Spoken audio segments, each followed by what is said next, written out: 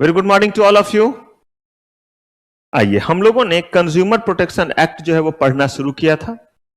आइए जरा एक बार फटाफट देख लें कंज्यूमर प्रोटेक्शन एक्ट में कहां तक का सफर हमने तय कर लिया था, फिर आगे बढ़ेंगे। सबसे पहले हमने बात की थी कि अगर हम अपने कंट्री के इकोनॉमी को इंप्रूव करना चाहते हैं तो हम अपने जीडीपी को इंप्रूव करना होगा। जीडीपी हमारा सिर्फ और सिर्फ तब इंप्रूव होगा जब हम ज्यादा से ज्यादा चीजें अपने देश में प्रोड्यूस करेंगे, चाहे वो गुड्स हो, चाहे वो क्या हो, सर्विसेज हो। और ये चीजें तभी ज्यादा होगा जब हम अपने देश में जो चीजों को बना रहे उसे हमारे लोग कंज्यूम भी करें। और कंज्यूम तब करेंगे जब उन्हें इस बात का भरोसा हो कि जिस चीज को वो कंज्यूम कर रहे हैं वो हैजार्डस नहीं है, और या जो चीज वो ले रहे हैं अगर उसमें कुछ गड़बड़ हुआ तो उन्हें आसानी से प्रोटेक्शन मिलेगा, उन्हें कंपनसेशन मिलेगा। इन्हीं चीजों के लिए हमने 3 एक्ट बनाया था, MRTP act, consumer protection act और competition act. MRTP act repealed हो गया, उसकी जगह क्या आया, कॉम्पिटिशन एक्ट। तो इस समय हम पढ़ रहे हैं पहले कंज्यूमर प्रोटेक्शन एक्ट जो सबसे पहले आया था 1986 में। अब समय के साथ चीजों में बदलाव आता गया, इसीलिए उसका ईयर क्या किया गया, 2019। और उसमें मेजर जो चेंजेज हुआ, मेजर जिस कारण से वो इंट्रोड्यूस हुआ, वहां हम आज पहुंचेंगे उस जगह पे जिसके लिए सबसे ज्यादा जरूरत पड़ी कंज्यूमर प्रोटेक्शन एक्ट को अमेंड करने की। तो सबसे पहले इसमें हमने देखा था कि कंज्यूमर के कौन कौन से राइट हैं। तो हमने देखा था कि कंज्यूमर के क्या क्या राइट्स हैं, वो सारे राइट्स हमने पढ़े थे। फिर हमने देखा था कि उन्हें क्या क्या रिमेडी मिलेगा। फिर हमने यहाँ पे कुछ डेफिनेशन देखे थे जिसमें हमने देखा था कि जब तक आप कंप्लेनेंट के कैटेगरी में नहीं आते हैं और जब तक आप जो हैं जो कंप्लेन करते हैं वो कंप्लेन के कैटेगरी में नहीं होता है, तब तक आपको क्या मिलेगा, प्रोटेक्शन नहीं मिलेगा इस एक्ट के थ्रू। फिर हमने यहाँ पे कंज्यूमर को डिफाइन किया था, और कंज्यूमर के बारे में मैंने कहा था कि जब भी आप केस लॉ को बनाएंगे तो 70% केस लॉ इसी बात से आपका सॉल्व होगा कि क्या आपने इस चीज को डिफाइन किया है, मतलब क्या कंज्यूमर को प्रॉपरली आप समझ पा रहे हैं। अच्छा, आज खुशी भी नहीं आई है, क्या बात है, ये आलम है बच्चों का। चलिए, तो यहां पे हमने कहा था कि जो हम इसमें देखते हैं कि कंज्यूमर को सबसे पहले हमने डिफाइन किया था, और कंज्यूमर सबसे इंपॉर्टेंट एस्पेक्ट इसमें होता है। यानी अगर आपने कंज्यूमर फाइंड आउट कर लिया तो आपके केस लॉ ज्यादातर सॉल्व हो जाएंगे। तो हमने यहाँ कंज्यूमर में देखा था कि गुड्स को लेकर के और किसको लेकर के, सर्विस को लेकर के। गुड्स को लेकर के हमने देखा था कि गुड्स खरीदा गया हो और क्या हो, हमने पैसे दे दिए हो या देने का वादा किया हो, थोड़ा दे दिया है, थोड़ा देने का वादा किया है, लेकिन रीसेल के लिए नहीं होना चाहिए। और किसके लिए नहीं होना चाहिए, कमर्शियल पर्पस। रीसेल में कोई टेक्निकलिटी नहीं था, कमर्शियल पर्पस में थोड़ा इफ बट था। कमर्शियल पर्पस के लिए जो है वो पहला चीज, प्रॉफिट मेकिंग एक्टिविटी में उसका इस्तेमाल नहीं होना चाहिए। और अगर नहीं हो रहा है तब तो कोई बात ही नहीं, तब तो आगे कुछ मत चेक कीजिए, कह दीजिए कमर्शियल पर्पस नहीं है, कंज्यूमर हो गया। लेकिन अगर इस्तेमाल हो रहा है प्रॉफिट मेकिंग एक्टिविटी में, तो इस केस में ये नहीं कि वो कंज्यूमर नहीं हुआ। आगे बढ़ेंगे और देखेंगे कि इस प्रॉफिट मेकिंग एक्टिविटी का और उस गुड्स का, या प्रॉफिट मेकिंग एक्टिविटी का और उस सर्विस का क्या डायरेक्ट रिलेशन है, नहीं, डायरेक्ट रिलेशन नहीं है। प्रॉफिट मेकिंग एक्टिविटी में इस्तेमाल तो है बट डायरेक्ट रिलेशन नहीं है, कोई बात नहीं है, कंज्यूमर जो है वो आप हो गए, यानी कमर्शियल पर्पस नहीं हुआ। लेकिन हाँ, डायरेक्ट है तो कहा तो जो है वो अभी भी मत कह दीजिए कि कमर्शियल पर्पस है। एक और चीज देख लीजिए, क्या एक्सेप्शन, क्या वो अपने आप को सेल्फ एम्प्लॉयड करके इसमें यूज कर रहा है। जवाब है हाँ, सेल्फ एम्प्लॉयड करके इसमें यूज कर रहा है, तो ऐसे केस में कमर्शियल पर्पस नहीं हुआ। तो बस ये था हमारा किसके लिए, कंज्यूमर को समझने के लिए। फिर हमने यहाँ पे जो है वो बड़े सारे जो है वो केस लॉ देखे थे, केस लॉ देखा भी था, और केस लॉ मैंने आपको लिखना भी सिखाया था। काफी टाइम हमने इस पे लगाया था, एक क्वेश्चन पे इसीलिए इतना टाइम लगाया था कि इससे हम पूरे केस लॉ को लिखना सीख जाते हैं, चाहे किसी भी जगह केस लॉ हमसे क्यों ना पूछा जाए। पहले रेलिवेंट प्रोविजन, फिर हम लिखते हैं फैक्ट ऑफ द केस, फिर हम लिखते हैं रेलिवेंट केस लॉ, और तब हम लिखते हैं क्या, कंक्लूजन। और याद रखिएगा, सब कुछ सही लिख करके कंक्लूजन गलत कीजिएगा तो मार्क्स नहीं मिलते हैं, इसीलिए बी वेरी केयरफुल, कंक्लूजन सही होना चाहिए। और अगर बहुत बुरा वक्त आ जाए और आपको लग रहा है कि थोड़ा हम इफ बट में जा रहे हैं, तो इट इज बेटर कि कंक्लूजन को क्या कर दें, छोड़ दें। ये रिकमेंडेड नहीं है, लेकिन मैं कह रहा हूं दो में से एक चीज, दो में से एक चीज का मतलब है खाने को नहीं है कोई आइटम, एक खाना जो है वो ये है, एक खाना ये है। एक जो है वो 4 दिन जो है वो पुराना चावल है, और एक दिन जो है वो 4 दिन पुराना जो है वो पिज्जा है, यही ऑप्शन है।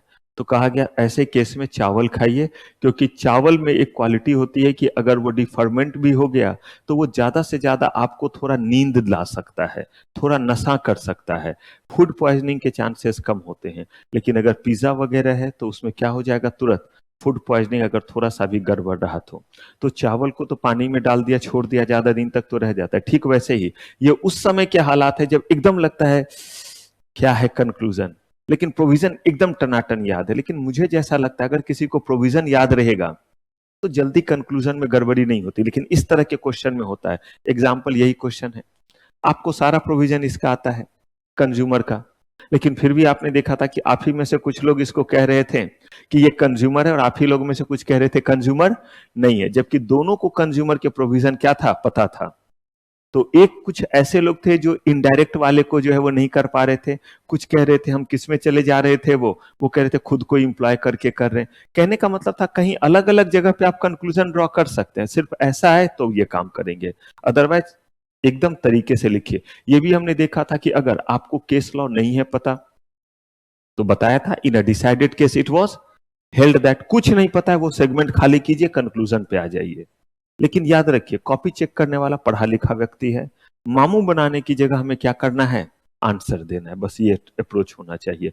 और आपको क्वेश्चंस जो भी क्वेश्चन दे दूं वो जरूर घर में करना रहता है, नहीं दिया तो उस केस में क्या करना है, जो टॉपिक आपको क्या लगे, बार बार कहता हूं टफ लगे, क्योंकि हर आदमी का अलग अलग जो है वो जोन होता है, हमेशा जो है वो कॉपी पे लिखे, कॉपी का मतलब होमवर्क वाले कॉपी पे लिखे, कि कभी अगर बोलूं कि एक बार लेकर के आइएगा देखने के लिए कि कैसा पढ़ रहे हैं तो इससे मैं आपकी मदद कर पाऊंगा। जितना आप छुपाएंगे नुकसान आपको है, मदद कर सकूं कि कैसे आप रिवीजन कर रहे हैं, घर में किस तरह से राइटिंग कर रहे हैं। तो एक कॉपी रखिए, उस कॉपी में घर में जाकर के अपनी राइटिंग प्रैक्टिस को कीजिए, कि मैं भी देख सकूं कि नहीं नहीं ऐसे राइटिंग प्रैक्टिस मत कीजिए, यहाँ पे आप भले जो है वो और 5 मिनट कम लिखिए, लेकिन ये नहीं कि इस तरह से लिखिए, एक ही क्वेश्चन लिखिए लेकिन इस तरीके से लिखिए। तो थोड़ा वो कॉपी आप मेंटेन कीजिए कि कभी मैं देख भी सकूं। चलिए, फिर हम लोगों ने यहाँ पे गुड्स को डिफाइन किया था, सर्विसेज को डिफाइन किया था, डिफेक्ट देखा था और डेफिशिएंसी। डेफिशिएंसी के केस में एक खास बात देखी थी, हाँ, बिना नेग्लिजेंस के, डेफिशिएंसी में बिना नेग्लिजेंस के रिलीफ नहीं मिलता है। यानी कि भले आपका डेफिशिएंसी है फिर भी क्या होगा, फिर भी आपको जो है वो क्या नहीं मिलेगा, रिलीफ नहीं मिलेगा। अगर क्या नहीं है, नेग्लिजेंसी नहीं है। तो मैंने एग्जांपल दिया था, जिंदा आदमी गया मरा हुआ मिला हॉस्पिटल में, इससे ज्यादा डेफिशिएंसी क्या होगा। लेकिन डॉक्टर ने कोई कमी नहीं छोड़ी, मेडिकल प्रोटोकॉल के अकॉर्डिंग सारी चीजों को किया, तो ये आपका जो है वो क्या होगा, ये आपका जो है वो डेफिशिएंसी का आप उन पे केस नहीं बना सकते, क्योंकि नेग्लिजेंस शामिल नहीं था। आइए, फिर हम लोगों ने यहाँ पे केस लॉ किया था। इन केस लॉस के बाद हम आए थे और हमने देखना शुरू किया कि कौन कौन से ऑथोरिटी यहाँ है। 3 तरह के ऑथोरिटी है, एक वो है जो आपको प्रोटेक्ट करते हैं, प्रोमोट करते हैं, अवेयर करते हैं, फैसिलिटेट करते हैं। इस तरह के काम को देखने के लिए एक विंग है जिसको हम लोग बोलते हैं कंज्यूमर काउंसिल। पूरा नाम है कंज्यूमर प्रोटेक्शन काउंसिल, ऐसे वो कंज्यूमर काउंसिल कहलाते हैं। किस किस लेवल पे ये है, ये 3 लेवल पे होता है। कौन कौन सा लेवल, एक आपका जो हो गया सेंट्रल, एक हो गया स्टेट और एक हो गया डिस्ट्रिक्ट लेवल पे, ठीक है। दूसरा विंग हमारा जो है वो किस चीज के लिए है, रिड्रेसल के लिए है। रिड्रेसल का मतलब क्या हो गया, जहां पे आपको क्या मिलता है, जहां पे आपको रिलीफ मिलता है। तो रिड्रेसल का मतलब है जहां पे आपको क्या मिल रहा है, रिलीफ, मतलब कोई गिला शिकवा है उस केस में, वो भी 3 लेवल पे, डिस्ट्रिक्ट लेवल पे, स्टेट लेवल पे और किस लेवल पे, नेशनल लेवल पे, 3 लेवल पे है, ठीक है। अगला हमारा जो है वो क्या है, एक है हमारा जो इन सारे चीजों को देखता है और गवर्नमेंट के साथ जो है वो क्या करता है, बात करता है, गवर्नमेंट के साथ कॉरेस्पॉन्ड करता है। किस चीज के लिए, गवर्नमेंट के साथ कॉरेस्पॉन्ड करता है, किस चीज के लिए, कि अगर कहीं पे किसी तरह की कमी है तो उस कमी को क्या किया जा सके, दूर जो है वो किया जा सके, इसके लिए, ठीक है। आइए, अब यहाँ पे इन तीनों को देखने के बाद हमने जो है वो एक एक तरीका देखा था कि किस तरह से हम केस को फाइल कर सकते हैं। मैंने आपको ये बोला भी था स्टेप वाइज करने के लिए। जो होमवर्क रहे बच्चे वो आपके ऊपर है, देखिए सीएस आपको बनना है, आप बड़े बच्चे हैं, इसीलिए आपको वो खुद क्या करना चाहिए, वो करना चाहिए। दिक्कत आए वो खुद आगे बढ़ करके पूछना चाहिए, तो जो दिया जाए उसको करेंगे और चीजों को दिखलाएंगे। आइए, इसके बाद हम लोगों ने जो है नेशनल कमीशन, स्टेट कमीशन, सारे चीज को देखा था। प्रोडक्ट लायबिलिटी हमने एक स्पेशल एस्पेक्ट देखा था जो पहले नहीं हुआ करता था।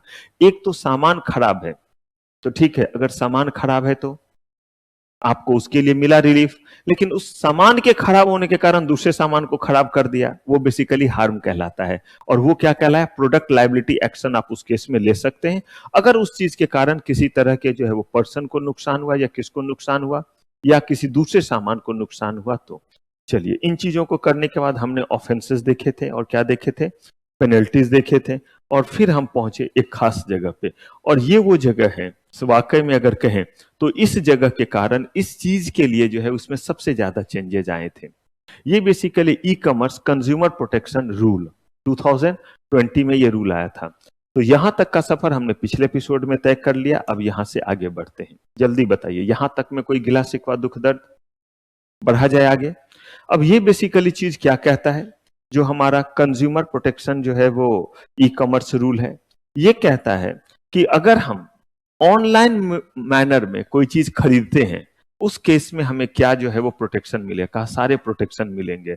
कहा रिस्पॉन्सिबिलिटी किस तरह की होगी? हमने अमेजॉन से लिया, अमेजॉन कहता है सामान हमारा नहीं है, लेकिन हम तो अमेजॉन पे जाकर के लिए हैं, हम तो फ्लिपकार्ट पे जाकर के लिए, हम तो मीशो पे जाकर के, मीशो मीशो है, मीशो मी मीशो, अच्छा मीशो पे जाकर के लिए हैं, मिंत्रा पे जाकर के लिए हैं। तो इन अलग अलग जगहों पे जाकर के हमने क्या किया है? चीजों को लिया है। क्या उनकी कोई लायबिलिटी नहीं होनी चाहिए? उनकी रिस्पॉन्सिबिलिटी नहीं होनी चाहिए? अब जहां पे जो मैं आपको बातों को बताऊंगा, एक बार अगर उन चीजों को समझ लेंगे तो 3 जगहों पे वो रिपीट होगा। एग्जाम में 3 में से किसी भी जगह पे आए, सब में लगभग एक ही जैसा चीज है, बहुत कम का अंतर है। बहुत कम में कोई 1-2 पॉइंट होंगे, तो कोई फर्क नहीं पड़ता, उसमें 8-10 पॉइंट है। अगर हमें कॉमन 8 पॉइंट याद है तो वो सफिशियंट है बाकियों के लिए भी। तो इसमें बेसिकली हम क्या देखने जा रहे हैं कि ई कॉमर्स में कौन कौन से डायमेंशन आते हैं। पहला डायमेंशन, हम जो है चीज को बनाते हैं। पहले ध्यान से सुन लीजिएगा पूरे बात को, तब हम लोग शुरू करेंगे, क्योंकि वो वहां टाइम ज्यादा नहीं लगेगा। बस ये बात आपके समझ में आ जानी चाहिए। आप जो है चीजों को बनाते हैं, और आप एक कंपनी है जिसका नाम है बाटा कंपनी। सुने हैं इस कंपनी का नाम? रिबॉक का नाम सुने हैं? ठीक है। तो आप बाटा कंपनी है, रिबॉक कंपनी है। आप अपने सामान को दुकान के जरिए भी बेचते हैं, आप अपने सामान को अपने पोर्टल के जरिए बेचते हैं। अपने पोर्टल का मतलब ये बाटा का वेबसाइट है, ये जो है वो रिबॉक का वेबसाइट है। आप अपने सामान को अमेजॉन के जरिए भी बेचते हैं, आप अपने सामान को जो है वो फ्लिपकार्ट के जरिए भी बेचते हैं, ये भी आपको पता है। तो यहां पे हम लोग कह रहे हैं कि ये जो अलग अलग तरीका है, जिसमें से पहले के लिए तो कोई दिक्कत नहीं, वो तो हम पढ़ चुके हैं, दुकान में खरीदा। लेकिन अब 2 तरीका है। एक पहला है कि आप अपने वेबसाइट के जरिए सिर्फ अपना सामान बेच रहे हैं, और एक है कि आप जो है वो दूसरे वेबसाइट के जरिए अपने सामान को बेच रहे हैं। ठीक है। अब यहां पे एक एस्पेक्ट आता है कि कुछ ऐसे भी लोग हैं जिनका कोई सामान नहीं है, सिर्फ उन्होंने मार्केट प्लेस बनाया है, और कहते हैं कि आइए इस मार्केट प्लेस से जो है वो आप अपने सामान को बेचिए, जैसे अमेजॉन, फ्लिपकार्ट वगैरह है। वो कहते हैं कि मेरे पास कोई सामान नहीं है, बस मैंने क्या बना दिया है? प्लेटफॉर्म बना दिया। इस प्लेटफॉर्म पे आइए, आप अपने सामान को लिस्ट कीजिए और यहां से अपना बिजनेस कीजिए। उनके केस में प्रोविजन हमें देखना पड़ेगा। फिर तीसरा चीज है, जो अपना सामान जो है वो बनाते भी हैं और वो मार्केट प्लेस भी है। तो 3 कैटेगरी। पहला कैटेगरी, सिर्फ अपना सामान बनाते हैं, अपने वेबसाइट से बेचते हैं। दूसरा कैटेगरी हो गया, अपना सामान नहीं बनाते, वो क्या है? मार्केट प्लेस है, जहां से दूसरों के सामान को बेचते हैं। तीसरा जो है, दूसरे के सामान को बेचते हैं, इसके लिए मार्केट प्लेस है, और थोड़े सामान अपने भी बनाते हैं। ये जो है वो तीसरा सिचुएशन हो गया। अब ऐसे केस में इन तीनों को लेकर के हमें प्रोविजन पढ़ना है। एक और चीज जो हमें पढ़ना रहेगा वो रहेगा कि अगर हम डायरेक्ट सेलिंग करते हैं, डायरेक्ट सेलिंग का मतलब हमारी कोई दुकान नहीं है, हम सिर्फ और सिर्फ किसके जरिए बेचते हैं? दूसरे दूसरे सेलर्स के जरिए अपना सामान बेच देते हैं। हमारा अपना कोई भी जो है वो ऑफिस नहीं, एक ऑफिस तो रहता है, हमारा कोई दुकान नहीं है, कहीं कोई है जो हमारा आउटलेट नहीं है। रिबॉक वगैरह का है आउटलेट, दुनिया भर का आउटलेट है, लेकिन एक ऐसा शख्स है जो कहता है कि मेरा कोई भी जो है वो आउटलेट नहीं है, मैं दूसरे दूसरे के आउटलेट से सामान को क्या कर दूंगा? बेचूंगा। ये भी एक कॉन्सेप्ट है जिसको डायरेक्ट सेलिंग बोलते हैं। क्या बोलते हैं? डायरेक्ट सेलिंग वगैरह बोलते हैं। इस डायरेक्ट सेलिंग वगैरह में क्या आता है? आप एमवे का नाम सुने हैं? Amway, Vestige, multi level marketing वगैरह जैसा कॉन्सेप्ट होता है। तो कहा ऐसे भी तो लोग चीजों को बेच रहे हैं, जहां पे आप सुनते होंगे एक मेंबर बनाइए, अपने भीतर एक और बनाइए, अपने भीतर एक और बनाइए, एक दिन आपको कुछ नहीं करना पड़ेगा, आप करोड़ों कमाएंगे। तो उसमें भी तो प्रोडक्ट ही बेच रहे होते हैं। तो उसमें एमवे बड़ा पॉपुलर हुआ था, बहुत बड़ा नाम, बहुत पॉपुलर हुआ था, बहुत महंगा सामान बिकता था, और उसमें जो है वो अपने जो है वो वही सेलर को जो है वो कमीशन देते थे। तो ये एस्पेक्ट, बस इतने ही एस्पेक्ट हमें अब करने हैं, इतने ही हमारे चीज बचे हुए हैं। और उसके बाद है कुछ केस लॉ, ताकि एक बार केस लॉ तो बीच में भी हमने बहुत सारे किए हैं, लेकिन फिर लास्ट में भी कुछ केस लॉ करेंगे, ताकि एक बार चीजें फिर से हमारे दिमाग में रह जाए, क्योंकि इस चैप्टर से केस लॉ बहुत पूछा जाता है, इसीलिए इतना फोकस कर रहे हैं। आइए अब जरा यहां बात करते हैं हम लोग ई कॉमर्स प्रोटेक्शन की। तो कहा ई कॉमर्स का मतलब हो गया कि बाइंग और सेलिंग का जो हम काम कर रहे हैं वो कैसे कर रहे हैं, वो हम इलेक्ट्रॉनिक या डिजिटल नेटवर्क के जरिए कर रहे हैं। याद रखिएगा, प्रोडक्ट का बाइंग सेलिंग, सर्विस का बाइंग सेलिंग कर रहे हैं, यानी कि गुड्स और सर्विसेज को बाय सेल कर रहे हैं, कैसे? डिजिटल और इलेक्ट्रॉनिक नेटवर्क के जरिए। क्या इसमें डिजिटल प्रोडक्ट आएगा? कहा आएगा, कहा डिजिटल और इलेक्ट्रॉनिक नेटवर्क से कंफ्यूज मत कीजिएगा डिजिटल प्रोडक्ट को। डिजिटल प्रोडक्ट का मतलब हुआ नेटफ्लिक्स से आप मूवी डाउनलोड करते हैं, आप जो है वो मूवी वगैरह जो है वो सॉफ्टवेयर खरीदते हैं, ऑनलाइन डाउनलोड कर लेते हैं, मूवी रेंट पे लेते हैं, ऑनलाइन जो है वो डाउनलोड कर लेते हैं रेंट पे। कहा ये क्या हुआ? कहा ये डिजिटल प्रोडक्ट हुआ। लेकिन हम ये नहीं कह रहे हैं कि डिजिटल प्रोडक्ट, ये एक प्रोडक्ट है। हम बेसिकली जो बात कर रहे हैं, डिजिटल प्रोडक्ट तो हमें डिजिटल और इलेक्ट्रॉनिक नेटवर्क से भी होगा, लेकिन हम बात कर रहे हैं उस प्रोडक्ट की जो दुकान से भी खरीदते हैं और जिसको हम क्या कर रहे हैं, डिजिटली खरीद रहे हैं, नेटवर्क के जरिए खरीद रहे हैं। जो मैंने बोला अमेजॉन से खरीद लेना, रिबॉक का दुकान से खरीदा, और रिबॉक का जब हमने कहां से खरीदा, अमेजॉन से, या रिबॉक के ही वेबसाइट से जाकर के खरीद लिया, तो ऐसे केस में ये क्या कहलाया, ई कॉमर्स। अब उसमें कैसे प्रोटेक्शन देंगे उसको लेकर के, तो पहले ई कॉमर्स तो डिफाइन हो जाए। इसके लिए हमने रूल जो बनाया वो क्या बनाया, consumer protection e commerce rule 2020। Specially उसी एक्ट के बेस पे हमने अलग से इनके लिए क्या बना दिया, रूल बना दिया। कहा इसका स्कोप कहां कहां है, कहा ऑल द गुड्स जो आपने बाय और सेल किया है, किस मोड से, डिजिटल या किस नेटवर्क के जरिए, इलेक्ट्रॉनिक नेटवर्क के जरिए, इंक्लूडिंग कौन सा product, digital product. Digital product क्या हुआ, जैसे एग्जांपल दिया मैंने, मूवी आपने क्या किया, तो उसने आपको डाउनलोड करने का राइट दिया, आपने डाउनलोड कर लिया। आपने जो है वो कोई सर्विसेज ली, आप ऑनलाइन पढ़ाई कर रहे हैं, यहां आकर के नहीं पढ़ रहे हैं, कहां पढ़ रहे हैं, ऑनलाइन। कुछ बच्चे जैसे लाइव में पढ़ रहे हैं, ये बेसिकली क्या हो गया, डिजिटल प्रोडक्ट हो गया। और एक हुआ आपका कि प्रोडक्ट तो आपका जो है वो क्या है, गुड्स है, लेकिन खरीद कैसे रहे हैं, डिजिटल मोड से। जो मैंने एग्जांपल दिया, अमेजॉन से रिबॉक का शूज खरीद रहे हैं, तो ये क्या हो गया, ये प्रोडक्ट डिजिटल नहीं है, लेकिन इसको क्या बोलते हैं, आपने डिजिटल या इलेक्ट्रॉनिक नेटवर्क के जरिए खरीदा है, वहां पे ये आपका रूल काम करेगा। All model of e commerce, चाहे वो मार्केट प्लेस हो, चाहे क्या हो, इन्वेंट्री मॉडल हो। मार्केट प्लेस का मतलब समझे, आगे बताने वाला हूं। Amazon market place, inventory model हो गया कि अमेजॉन इन्वेंट्री मॉडल पे भी काम करता है, कुछ सामान खुद रखता है अपने वेयर हाउस में और बोलता है कि आपका सामान है लेकिन हमारे वेयर हाउस में रख दीजिए, तो ऐसे में हम क्विक डिलीवरी में आपका सामान दे देंगे। कोई कहता है मुझे नहीं देना है क्विक डिलीवरी, जैसे आप सुनते होंगे अमेजॉन में सेम डे डिलीवरी, वो तभी होता है जब उसके इन्वेंट्री में आप उस सामान को रखते हैं। आप कहते हैं नहीं, ऑर्डर आएगा, मुझे जो है वो भेज देना, मैं सामान भेज दूंगा, तो वो हो गया कौन सा, market place model. Inventory model क्या हुआ, आपका सामान जो है वो सिर्फ ऑर्डर ही नहीं ले रहा है, ऑर्डर को डिस्पैच भी कर दे रहा है। इन्वेंट्री मॉडल का किसी भी मॉडल में ई कॉमर्स काम करेगा। E commerce retail including what, multi channel, single brand retailer in single multi brand, चाहे आप एक सामान बेचते हो, चाहे एक से ज्यादा सामान बेचते हो, वो सब जो है वो इसमें आएगा। लेकिन किस मोड में बेचते हो, इलेक्ट्रॉनिक मोड में। रिबॉक अपना सामान एक सामान बेचती है, अमेजॉन 50 लाखों सामान बेच रही है।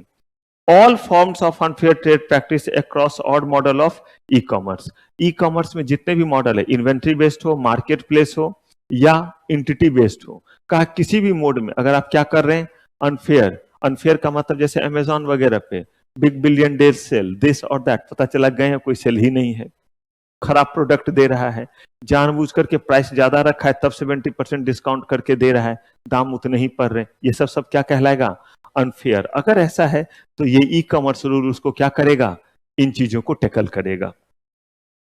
It shall not apply to any activity of a natural person carried out in a personal capacity, not being part of professional or commercial activity undertaken और रेगुलर और सिस्टमेटिक बेसिस। कोई सिर्फ और सिर्फ जो है वो आपके साथ इलेक्ट्रॉनिक मोड में कोई चीज दे दिया, जैसे आपने जो है वो मुझे बोला कि सर इस सब्जेक्ट का मुझे जो है वो गाइडलाइन आंसर दे देंगे, और मैंने आपको दे दिया। और कहीं मेरा आपका जो है वो इस तरह का नहीं कि आपने मुझसे साथ पढ़ने के लिए पे किया। बस ऐसे ही आपके अलावा भी बहुत बच्चे होते हैं जो बोलते हैं कि सर ये चीज मिल जाएगा, मैं उन्हें भेज देता हूँ। दिया तो मैंने इलेक्ट्रॉनिक मोड में, लेकिन वहां ये एप्लीकेबल नहीं होगा। तो ये कब एप्लीकेबल होगा? जब आपको दिया और तब उसमें गड़बड़ी हुई, क्योंकि आप मेरे लिए क्या बने? कंज्यूमर बने, आपने पे किया है उस केस में। अब यहाँ पे जो है वो अलग अलग 3 बातों को डील करेंगे। एक है ई कॉमर्स एंटिटी, एक हमारा मार्केट प्लेस होगा, और एक इन्वेंट्री बेस्ड होगा। ई कॉमर्स एंटिटी क्या हुआ? एकदम आसान तरीके से समझिए, बाकी चीज तो जो है नहीं समझ में आया तो फिर रट्टा मारना रहेगा, लेकिन समझ लेंगे तो थोड़ा सुविधा होगा चीजों को रिटेन करने में। कहा कि जो ऑपरेट करता है, मैनेज करता है, ओन करता है किस चीज को? डिजिटल और इलेक्ट्रॉनिक फैसिलिटी और platform for electronic commerce, but does not include a seller offering his goods or services for sale on marketplace or e-commerce activity।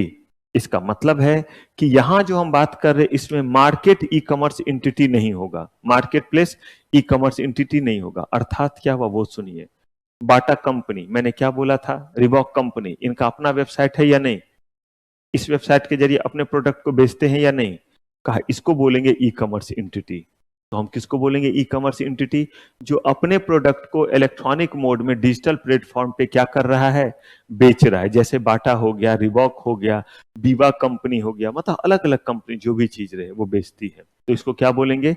E commerce entity. लेकिन यही तो अमेजोन पे भी बेच रहे हैं, तो बोला गया, इसीलिए तो बोला कि मार्केट ई कॉमर्स एंटिटी इसमें शामिल नहीं होगा, क्योंकि उसको भी हम क्या करने वाले हैं? डिफाइन करने वाले हैं। तो अभी हमने क्या क्या बोला? ई कॉमर्स एंटिटी किसको बोलेंगे? वो एंटिटी जो अपने प्रोडक्ट, अपने आइटम को डिजिटल या इलेक्ट्रॉनिक नेटवर्क के जरिए जो है वो बेच रही है, उसको क्या बोलेंगे? ई कॉमर्स एंटिटी। चाहे वो सर्विस हो, चाहे वो क्या हो, चाहे वो सर्विस हो, चाहे वो गुड्स हो। जैसे मैं एग्जांपल दे रहा हूं, आप हमारे पोर्टल से जाकर के हमारे जो है वो क्लासेस को ऑनलाइन ले सकते हैं। इसके अलावा भी मेरी क्लासेस और भी जगहों पे लिस्टेड है मार्केट प्लेस पे, आप वहां से भी ले सकते हैं। वहां जब बात करेंगे तो वो हो गया market place e commerce entity. लेकिन जब मैं अपने ही इसी इंस्टीट्यूट से बेच रहा हूं तो वो क्या कहलाएगा? हमारी इंस्टीट्यूट क्या कहलाएगी? E commerce entity. और जो प्लेटफॉर्म है वो प्लेटफॉर्म क्या कहलाएगी? Marketplace e commerce entity. इसीलिए बोला कि वो इसमें शामिल नहीं है, क्योंकि उसको हमने आगे डिफाइन किया है। अब क्या क्या ड्यूटीज रहेगा ई कॉमर्स एंटिटी का? ध्यान रखिएगा, ये सब आपके चीज अब लगभग कॉमन रहेंगे। तो कहा every e commerce entity shall provide the following information in a clear and accessible manner on the platform. साफ तरीके से अपने प्लेटफॉर्म पे, प्लेटफॉर्म का मतलब पोर्टल पे, वेबसाइट पे इन बातों को बताए कि क्या नाम है उस एंटिटी का, साथ ही साथ प्रिंसिपल ज्योग्राफिकल एड्रेस, कहाँ इनका हेड ऑफिस है, कहाँ हेड क्वार्टर है, कहाँ कहाँ इनके ब्रांच ऑफिसेज हैं, name and detail of its website, contact detail, email, fax, mobile, customer care number, ये सब साफ तरीके से बताए। अगर कोई हमें ग्रीवांसेस होगा तो हम इनके किस ऑफिसर के पास जाएंगे, तो ग्रीवांसेस ऑफिसर का भी डिटेल जो है हमें बताएं।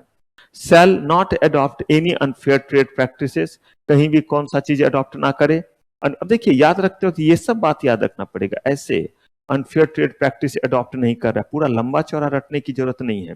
Every e commerce entity shall establish and कैसा होना चाहिए?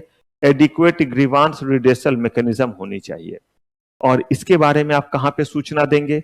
अपने जो है वो वेबसाइट पे देंगे कि कौन ऑफिसर हैं, उनके साथ कैसे आप कॉरेस्पॉन्ड कर सकते हैं, किस मोड में कर सकते हैं, उनसे मिलना है तो प्रेजेंटेशन के लिए कब जा सकते हैं, रिप्रेजेंटेशन के लिए कब जा सकते हैं।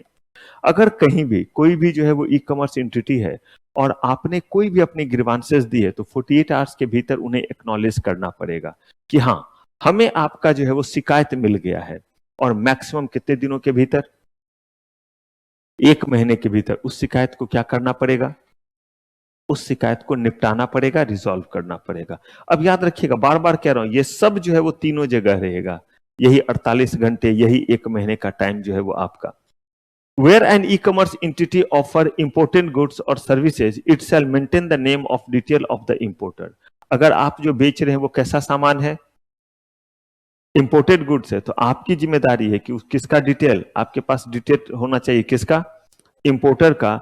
It has purchase and goods और services who has been the seller of its platform.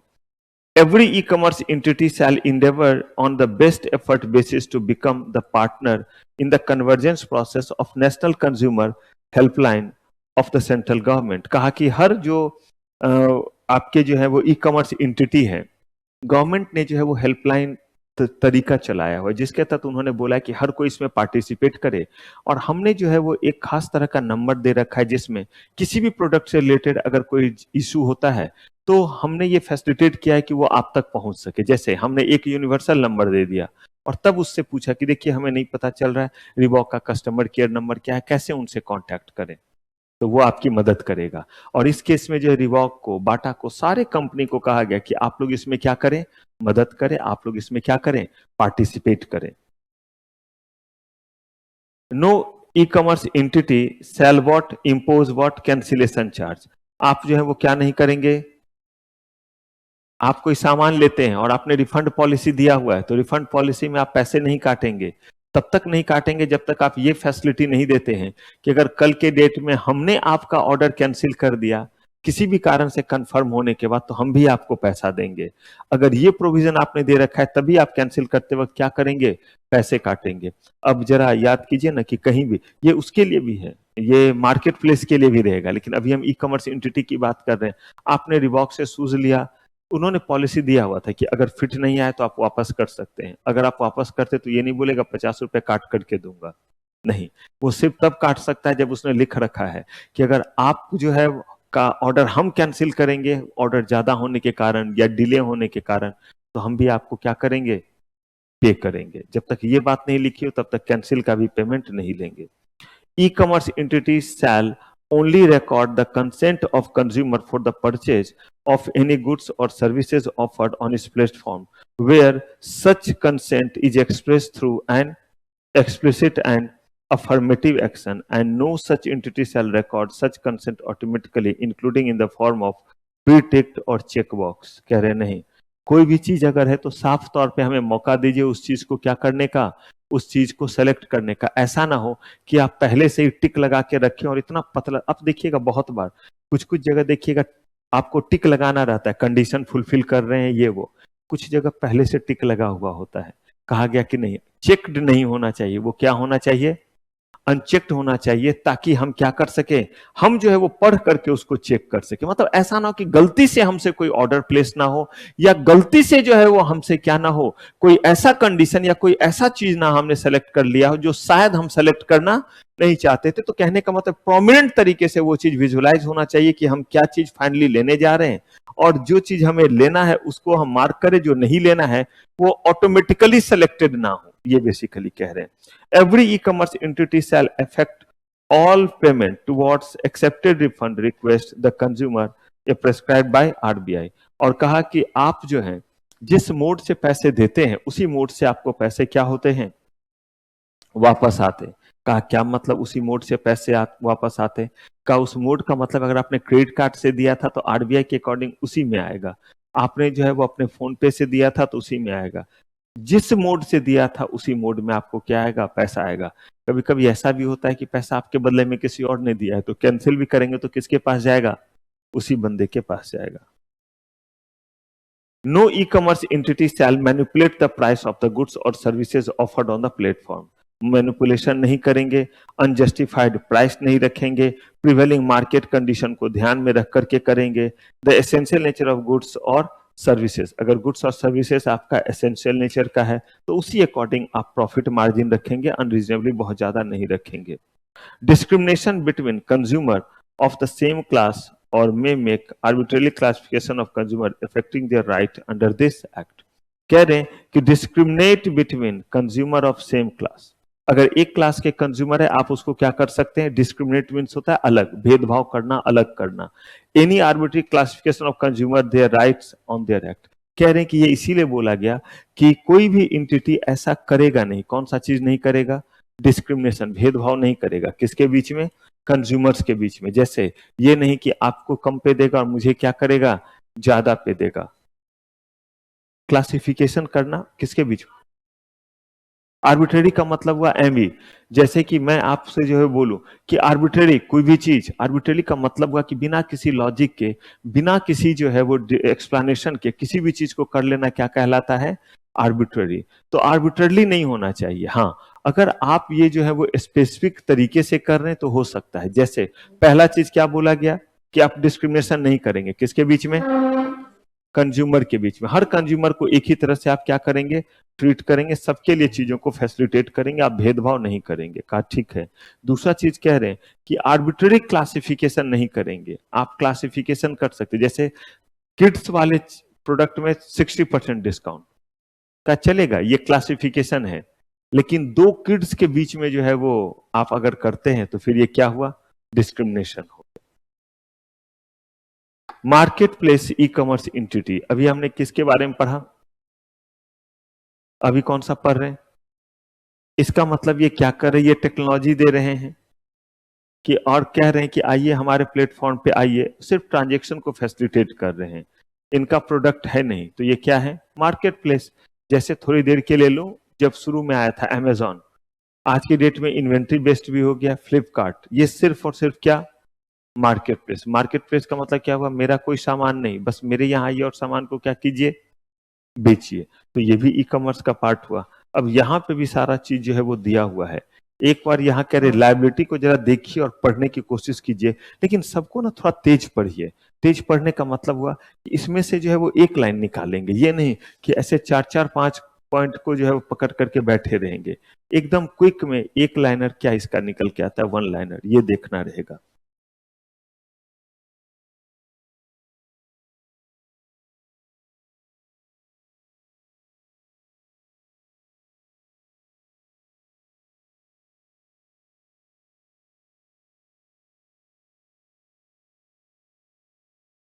Amazon choice लिखा रहता है, आप गौर से देखिएगा।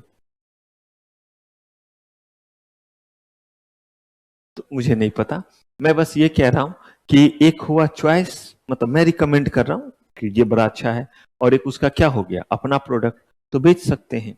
अगर ऐसा रहेगा तो आपको दोनों कैपेसिटी में कंप्लायंस फुलफिल करना पड़ेगा। तब आप किस में आ जाएंगे?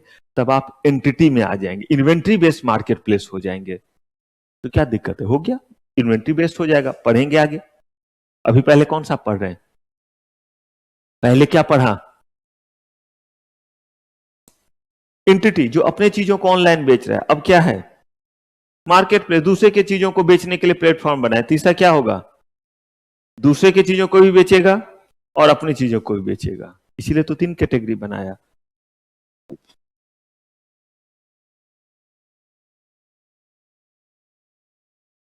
और ये वाला बहुत ध्यान से इसीलिए क्योंकि इसी पे बाकी सारा भी आपका बेस्ट है। तो देखिए, पहला चीज इसमें क्या कहता है? Every market place e commerce entity shall include in it terms and condition. Terms condition जो है वो साफ तरीके से क्या रहेगा? लिखा हुआ रहेगा। गुड सर्विसेज के लिए जितने भी इसके पिक्चर होंगे, फोटो होंगे, इमेज होंगे, देखते हैं अमेजॉन पे कैसे चल चल के दिखाते हैं, पहन पहन करके, या अलग अलग 5-6 इमेज दिखलाते हैं, नीचे कलर चॉइस लिखते हैं। कहा गया कि ये मार्केट प्लेस की लायबिलिटी है कि अगर वो जो है मार्केट प्लेस है तो उनको ये चीज क्या करना पड़ेगा? ये चीज जो है वो करना पड़ेगा, ताकि लोग चीजों को ठीक से देख पाए, समझ पाए। Every marketplace entity shall provide the following information in clear and accessible manner displayed। कौन सा चीज? अप्रोप्रिएट मैनर, डिटेल बताए किस चीज का, कौन सा सामान ऑफर कर रहा है, कहाँ कितना उसका जो है वो क्या है, प्राइस है, वो कब तक मिलेगा, रिटर्न पॉलिसी क्या है, रिफंड पॉलिसी जो है उसका क्या है, वारंटी है या नहीं, एक्सचेंज होगा या रिफंड होगा, ये सारा का सारा चीज। शिपमेंट कितने दिन में आएगा, मोड ऑफ पेमेंट क्या रहेगा, अगर ग्रीवांसेस रिड्रेसल होता है तो किसके पास जाएंगे, ये सब वहां पे क्या रहेगा? दिया हुआ रहेगा। और ऑलवेज एक टिकट नंबर हर कंप्लेन का जनरेट होगा अगर आप कोई कंप्लेन रेज करते हैं, और ये यूनिक होगा ताकि पता चल सके कि आपने अगर 5 प्रोडक्ट खरीदा है, 5 तरह का टिकट रेज कर रहे हैं, आपकी मर्जी है, हम उस चीज को क्या कर पाए? आइडेंटिफाई कर पाए। Liability of marketplace e commerce, information on available payment method, the security. देखिए, information of available payment method, देखिए हम लोग जो बात कर रहे हैं, हो सकता है कि बात कर रहे हैं, पता चल रहा है अगले वाले लाइन में जो है वो आ गया, चार्ज बुक वगैरह बताएंगे, ऑप्शन बतलाएंगे, और आप ये भी बताएंगे कि अगर हम इसके जगह कोई दूसरा प्रोडक्ट दें इस तारीख के बदले में इस तारीख को पहुंचाए, ये सारा चीज उसमें मेंशन रहेगा। इस डेट को चाहिए तो ज्यादा पैसे लगेंगे। देखते हैं अमेजोन वगैरह पे लिखते हैं कि कल के कल चाहिए तो इतने, प्राइम है तो उसके लिए अलग प्रोविजन है, अगर जो है प्राइम मेंबर नहीं है तो अलग है। An explanation of the main parameter which individually or collectively are most significant in determining the ranking of goods or services। आप गौर कीजिएगा, उसमें यह भी दिया हो रहता है किसका कितना स्टार रेटिंग है सामान में, 4 स्टार, ये कहा ये सब दीजिए। अच्छा, क्यों ये सब देने के लिए बोला जा रहा है? कह रहा है बेच, सामान किसी का भी, बेच तो आप रहे हैं, आप ही के ना प्लेटफॉर्म पे आकर के लोग सामान खरीद रहे हैं, तो आपकी जिम्मेदारी नहीं है कि बतलाएंगे कि इसको कितना क्या मिल रहा है, रेटिंग मिल रहा है। अब देखिए कौन सा है, इन्वेंट्री ई कॉमर्स। यहां पे क्या बोल रहे हैं इन्वेंट्री में, a e commerce entity which own the inventory of goods और what services and sell such goods और services directly to the consumer and sell include single brand retailer and multi channel. दोनों हो सकता है, एक वाला भी हो सकता है और क्या हो सकता है, multi channel single brand retailer भी हो सकता है। कहने का मतलब सिंपल सी बात है, जो हम लोगों ने जिसको इन्वेंट्री बोला था वो इन्वेंट्री क्या हो गया, इन्वेंट्री हो गया अमेजॉन, जिसके पास मार्केट के भी प्रोडक्ट को बेचेंगे और किसको बेचेंगे, अपने प्रोडक्ट को भी। अब इसको जरा ध्यान से देखिए और तेज देखिए, और इसमें देखिए तो कोई नया चीज आ रहा है लायबिलिटी को लेकर के, जो अभी हमने पढ़ा है, और जो कॉमन रहता है हमेशा, जितने पॉइंट अभी आपने देखे हैं टोटल इसमें होगा वो, लेकिन इसके अलावा भी यहां कुछ आएगा।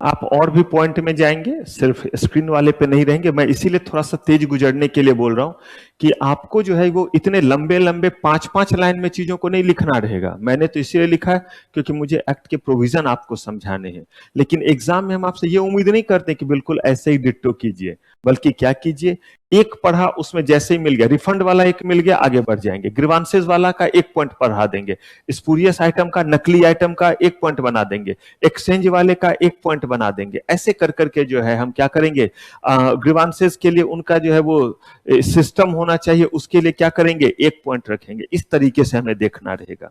तो चलिए देखिए जरा, no inventory e commerce entity shall falsely represent itself as a consumer and post review about.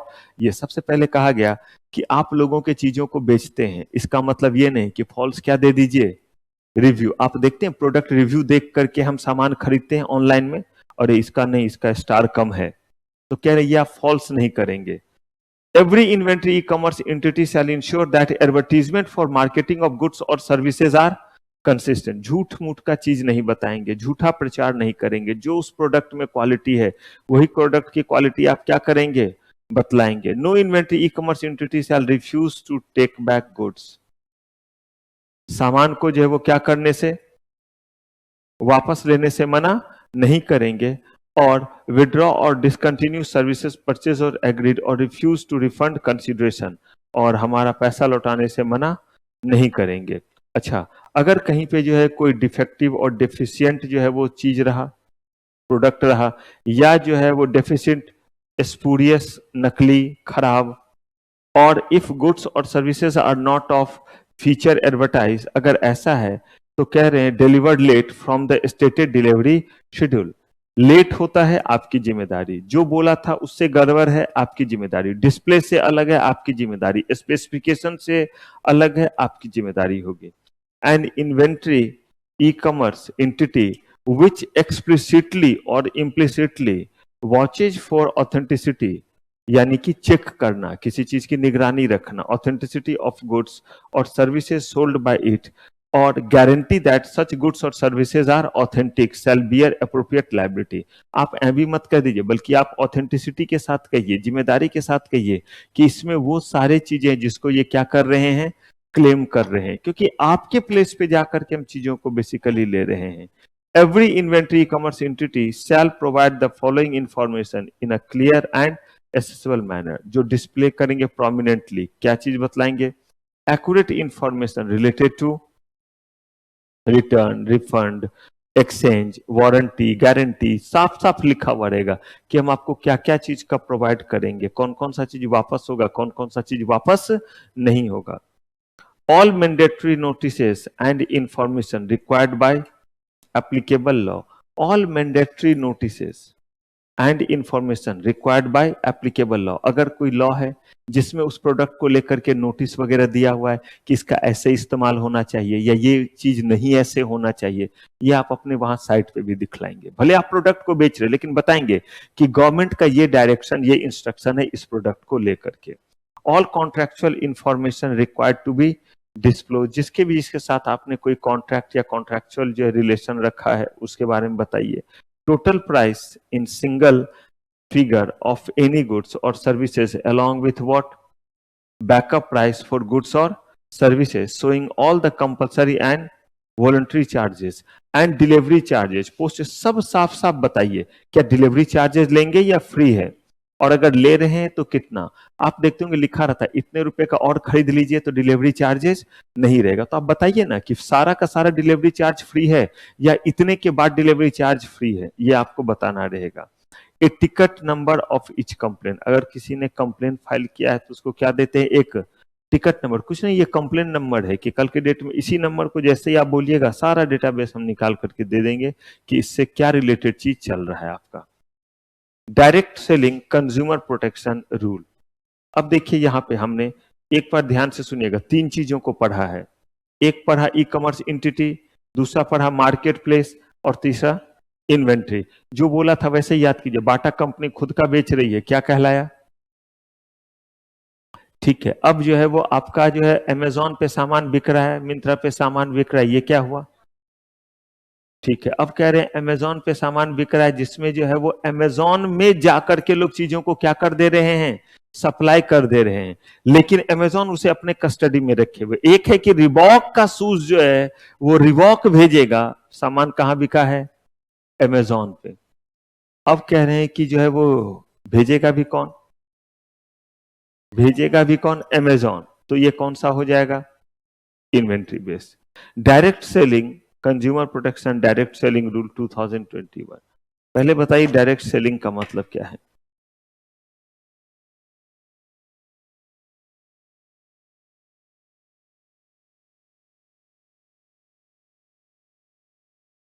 Direct selling थोड़ा अलग है। डायरेक्ट सेलिंग का मतलब हुआ कि marketing, distribution and sales of goods और provision services through what, other than what, कोई हमारा परमानेंट लोकेशन ही नहीं है। हम कहां से बेचते हैं, अलग अलग सेलर के जरिए बेचते हैं। ये नहीं मैं बोल रहा हूं ऑनलाइन ही सिर्फ बेच रहे हैं, हम अलग अलग किसके जरिए बेचते हैं, सेलर के जरिए बेचते हैं। और खुद का जो है हमारा कोई ठिकाना, खुद का हमारा कोई ठिकाना नहीं है। फैक्ट्री में बनाते हैं, एक रजिस्टर्ड ऑफिस होता है क्योंकि वहां चीजों को मैनेज करना रहेगा। उसके बाद ये आपके जो है, जैसे मान लीजिए कार बनाया और बना करके अपना कोई शोरूम नहीं रखा, आपके वाली हुंडई के शोरूम से, उसके शोरूम से, उसके शोरूम से मर्सिडीज अपना चीजों को बेच रही है, तो इसको क्या बोलेंगे, डायरेक्ट सेलिंग। और ये सबसे ज्यादा कौन करता है पता है आपको, जो भी इंडिया से बाहर की कंपनी आती है ना, वो हमेशा इसी मोड से आती है। अभी कहाँ उनके ज्यादा ऑफिसेज और बाकी चीज हो पाएंगे, और ले भी लिया, एक एक साल का, दो दो साल का लीज होता है, जिसको बोलते हैं सिक्योरिटी मनी, तो वो आपने दे दिया और आपका चीज नहीं चला तो पैसे क्या हुए। तो इसीलिए यहां पे इन्होंने ये कॉन्सेप्ट डाला है। अब देखिए, तो डायरेक्ट सेलिंग में क्या होगा, कह रहे हैं कि यहां पे जो चीज सेल होगी वो अपने से नहीं हो रही बल्कि किसी के जरिए हो रही है। और इसमें एक और खास बात जो कही गई वो ये है कि network seller other than through a permanent retail location, यहां नहीं, under consumer protection act 2019 the central government notified consumer protection direct selling rule. Obvious सी बात है, हम जो भी इसमें पढ़ रहे हैं सबके रूल या रेगुलेशन वो किस पे बेस्ड रहेगा, कंज्यूमर प्रोटेक्शन एक्ट पे ही रहेगा। Applicability of consumer protection rule, एक बार देखिए तो ये एप्लीकेबल कहां कहां है। पहले डायरेक्ट सेलिंग क्लियर है, एक बार दोबारा मतलब मेरा कंफ्यूजन दूर हो इसके लिए बताइए। डायरेक्ट सेलिंग का मतलब हुआ जहां पे आप क्या करते हैं, खुद से नहीं, अपना एक ऑफिस जरूर रखे, रजिस्टर्ड ऑफिस, हेड ऑफिस एक है, लेकिन आपका जो है वो बेचने का काम अलग से होता है, यानी कि कोई रिटेल स्टोर आपका नहीं है और आप किसके जरिए भेज रहे हैं, दूसरे सेलर के जरिए जो आपके नेटवर्क में है उनके जरिए। फिर से बोलिए।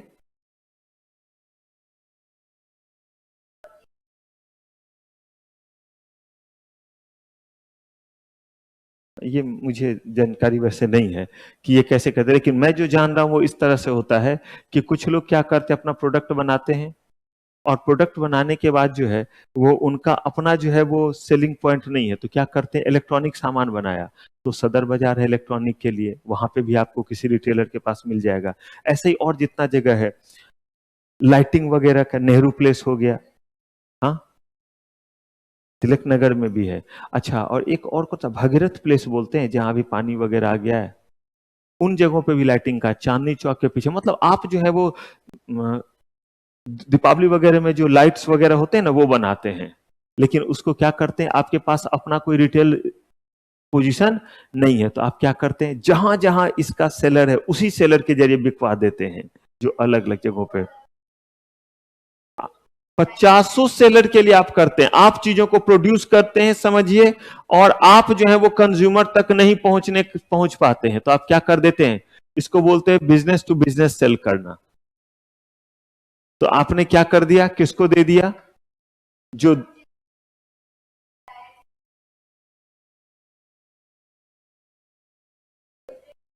आप सीधे जो डिस्ट्रीब्यूटर को सामान देते हैं और वहां से वो बेचते हैं, और वो लोग हैं जो आपके ही सिर्फ डिस्ट्रीब्यूटर नहीं है बल्कि वो क्या है, वो बहुत सारे लोगों के सामान को बेचते हैं, तो आप उन्हीं के साथ अपना सामान बेचते हैं।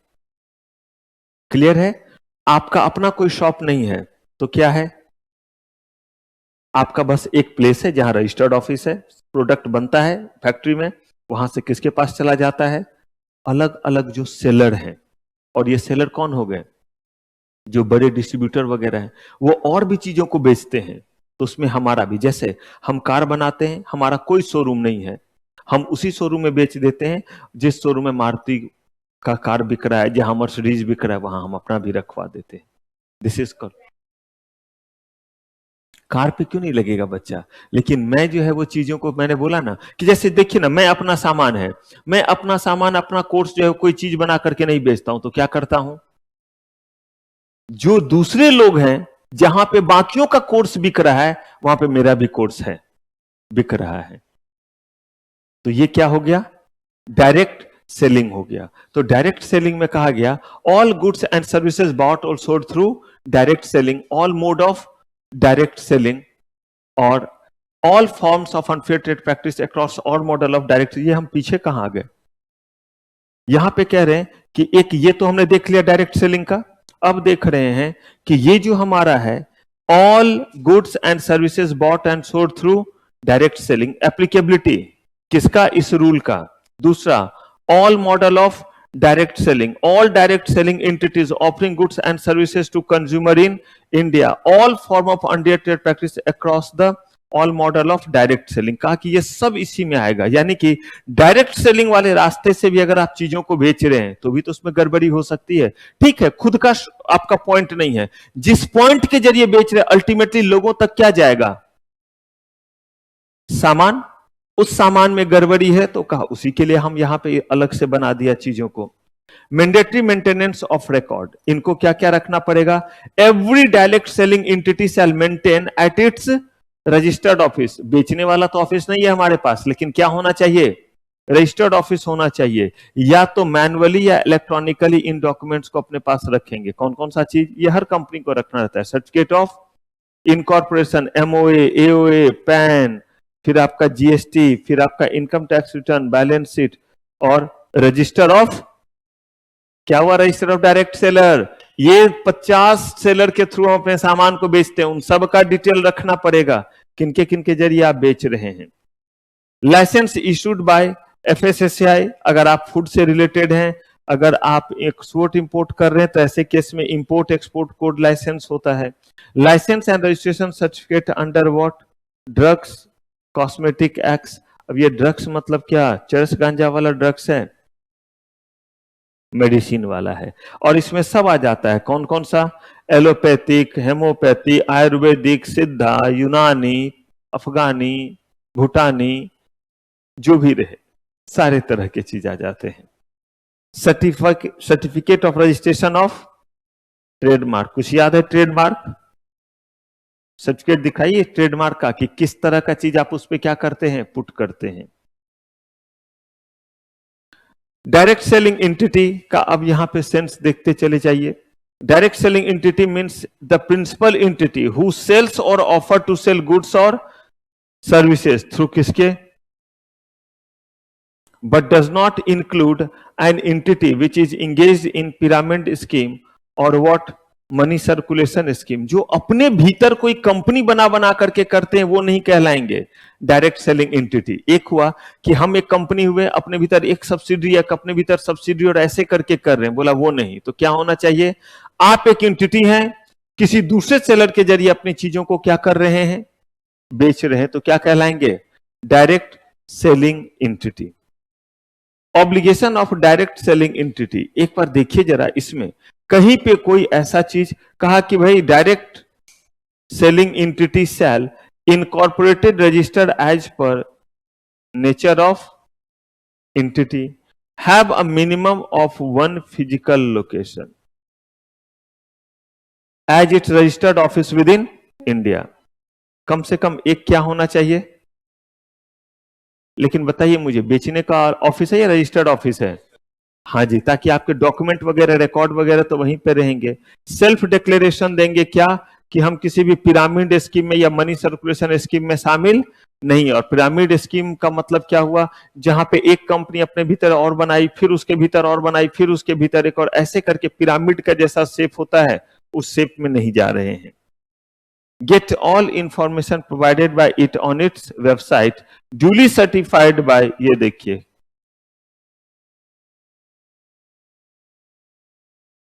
duly certified by whom, इससे पहले लिख दीजिएगा होनहार, लॉ ने नहीं लिखा है, लेकिन मुझे बताइए, सर्टिफाई करने वाला को खुद प्रोविजन पता होगा तब नहीं, इसलिए तो आपको ये प्रोविजन बताया जा रहा है। तो कहा get all information provided by its website पे क्या कीजिए, सारे चीज को प्रोवाइड कीजिए, और ये जो है वो क्या कीजिए, सर्टिफाई करवाइए कि अभी इतनी ही बातें हमारे लिए एप्लीकेबल है, इसलिए हमने लिखा है। ऐसा भी तो हो सकता है कि इससे ज्यादा बातें होंगी, लेकिन आप उन बातों को हमें नहीं बता रहे हैं। Obtain all applicable trade registration and licence including PAN and GST registration, सारे तरह की चीज क्या करेंगे, एक्वायर करेंगे। Have a prior written consent with its direct seller in order to authorize them to sell and offer or offer to sell its goods, and term of such agreement shall be just, fair and equitable। कह रहे have the prior written consent with the all direct seller, क्या कि हम आपके सामान को बेचेंगे, इतना क्वांटिटी हमेशा आपके पास रखेंगे, उसके बारे में हम झूठा प्रचार प्रसार नहीं करेंगे, चीजों को सही तरीके से हम क्या करेंगे, सेल आउट करेंगे। तो देखिए ये था ऑब्लिगेशन। अभी भी हम किस में हैं, ऑब्लिगेशन, इसलिए आपके में बार बार हेडिंग नहीं दिखेगा, कंटिन्यूएशन दिखेगा। Ensure that all direct sellers have verified identities and physical address, जितने भी आपके जो है डायरेक्ट सेलर, उसका क्या होना चाहिए, उसका फिजिकल एग्जिस्टेंस होना चाहिए। भाई एक आप तो खुद आपका एग्जिस्टेंस नहीं है एक ऑफिस छोड़ करके, लेकिन इसीलिए इनका क्या होना चाहिए, इनका जो है वो कंप्लीट जो है वो जगह का पता होना चाहिए, किस जगह है, कहां लोकेटेड है।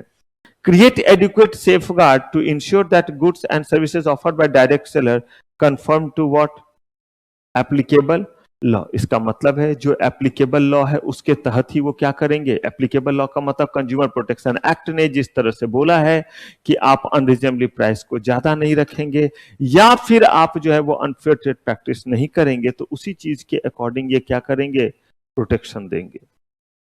Be liable for governance arising out of the sale of goods or services by its direct seller. Liable for grievances arising out of the sale goods by its direct seller.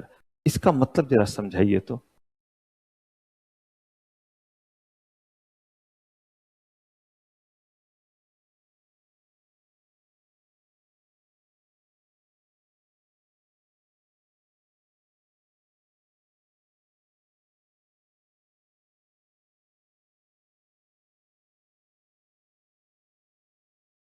Direct selling entity है, तो जितने भी जो है आपके direct selling entity है उसके लिए कह रहे हैं कि जितने भी आपके ग्रीवांसेज आए, ये ना हो कि जहां जिस पॉइंट से बिक रहा है वो पॉइंट क्या बोले, वो पॉइंट बोले कि मेरी गलती नहीं है, ये सामान मेरा नहीं है, और आप बोल रहे हैं कि ये सामान जो है वो मैंने नहीं बेचा है, मेरे जगह से नहीं बिका है। कह रहा है इसमें अल्टीमेटली नुकसान किसको होगा।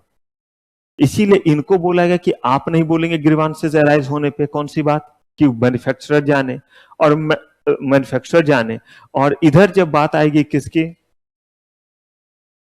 तो ये नहीं बोलेंगे कि मैंने तो बनाया है, मैंने बेचा थोड़ा ना है, आपने जिससे लिया है उसके पास जाएंगे। इसीलिए उन्होंने दोनों के लिए प्रोविजन रख दिया। Store sensitive personal data with in the जुडिक्शन of India in accordance with applicable law. Store sensitive personal data किसके लिए, जो खरीदने के लिए जा रहा है उसने अपना डेटाबेस दिया या नहीं, नाम देते हैं, मेल देते हैं, एड्रेस देते हैं। अगर ऐसा दिया तो कह रहे हैं ये डायरेक्ट सेलिंग एंटिटी की क्या है, ऑब्लिगेशन है कि उस डेटा का क्या नहीं होना चाहिए, मिसयूज नहीं होना चाहिए जो हमने आपको डेटा दिया है। क्या सेंस हुआ, किस तरह से आप इसको समझ रहे हैं, ऐसे ही समझिए ना, अमेजॉन पे ही डेटा आपने दे दिया, वहां से समझना आसान हो जाएगा। कहा इसका वो क्या नहीं करेंगे, मिसयूज नहीं करेंगे। अच्छा ये देखिए तो सेम पॉइंट है या अलग अलग है, ऐसा कुछ पढ़ा है हमने या नहीं पढ़ा है।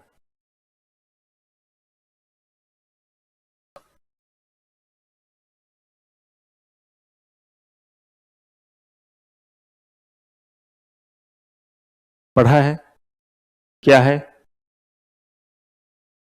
अगर कोई गिला शिकवा है इंतजाम करके रखिए, कितने दिन के भीतर, कितने देर के भीतर एक्नॉलेज करेंगे और कितने दिन में रिजॉल्व करेंगे, ठीक है।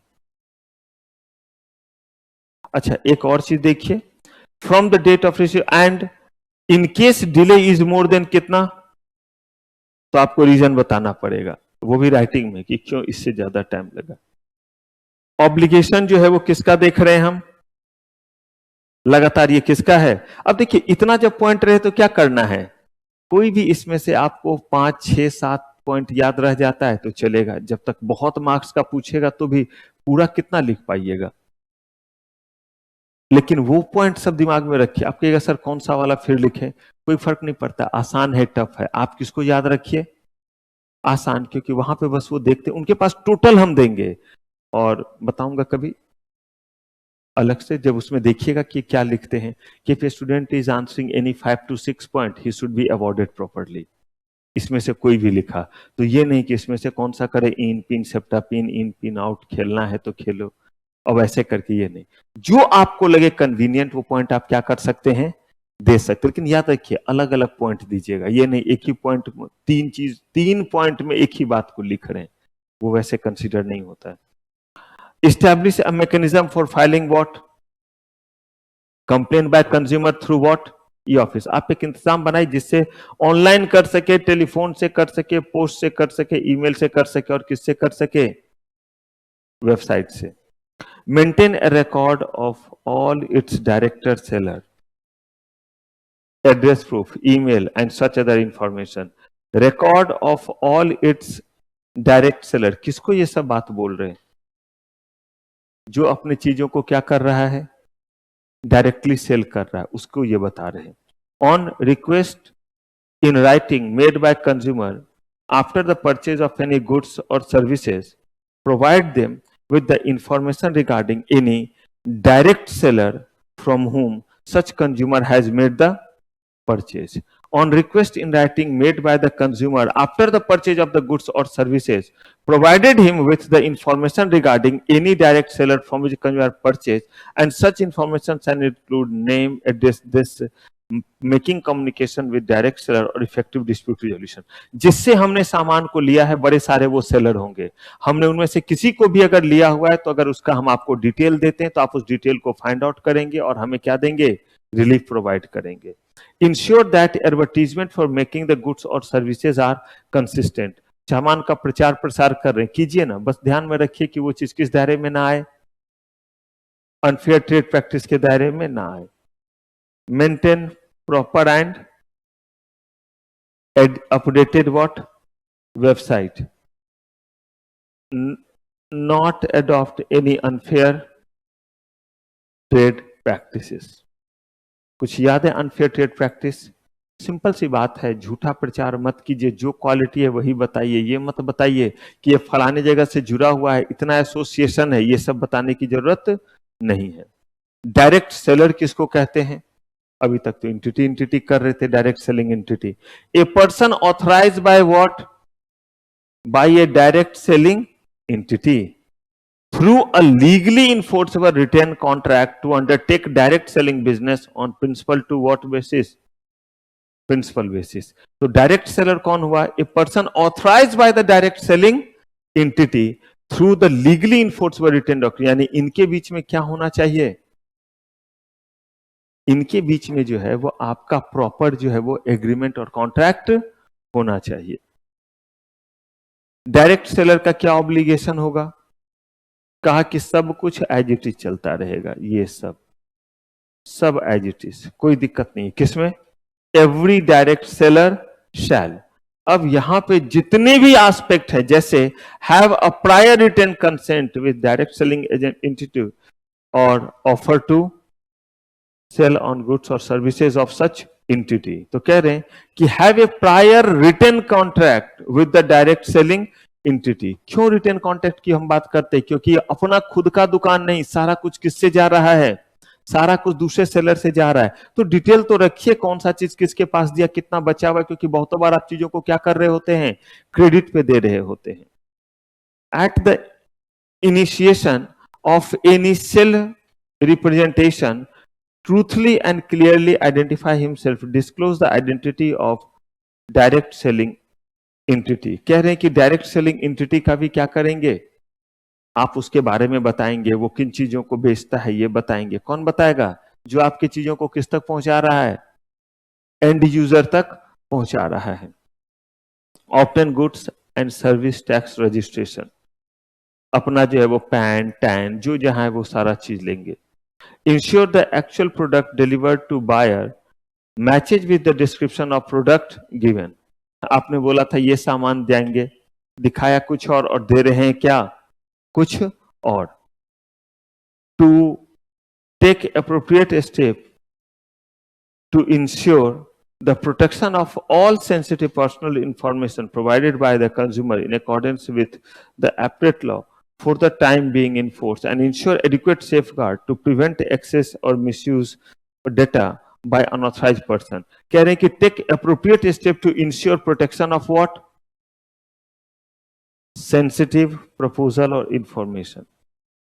appropriate step to protect, ताकि क्या हो, वो आप सारा केयर लीजिए जिससे क्या हो सके, जितने भी जो है वो सेंसिटिव पर्सनल इंफॉर्मेशन है वो सिर्फ और सिर्फ उतना ही जाए जितने का क्या किया गया है, डिमांड किया गया है। In accordance with applicable law for the time being in force, and ensure adequate safeguard to prevent access to ministry of misuse of what?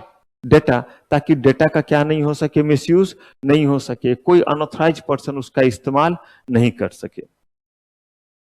Visit a consumer premise without identity card and prior appointment. अभी तक क्या देखा था आपने?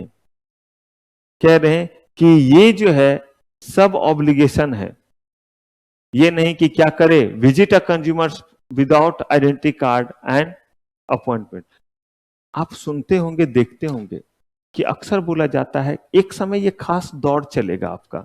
दौर चलेगा खास का क्या मतलब हुआ कि कभी देखिएगा कि इस तरह की गड़बड़ी, कभी देखिएगा कि एक अलग तरह का चीज हो रहा है जिसमें जो है वो लोग जो है वो सुपरस्टिशस की तरह जो है वो क्या कर देते हैं कि आप लोग ये चीज सुने हैं कि प्याज रोटी सिंदूर कुछ ऐसे करके कि एक बार चलता था कि कोई भी दोपहर में आपके घर पे आएगा, आपको ये चीज बोलेगा, आप उतर करके उसको ये देंगे, वो ऐसे करके कागज बढ़ाएगा, कागज में ऐसा चीज रहेगा कि सूंघते ही जो वो बोलेगा वो आप करने लगते हैं।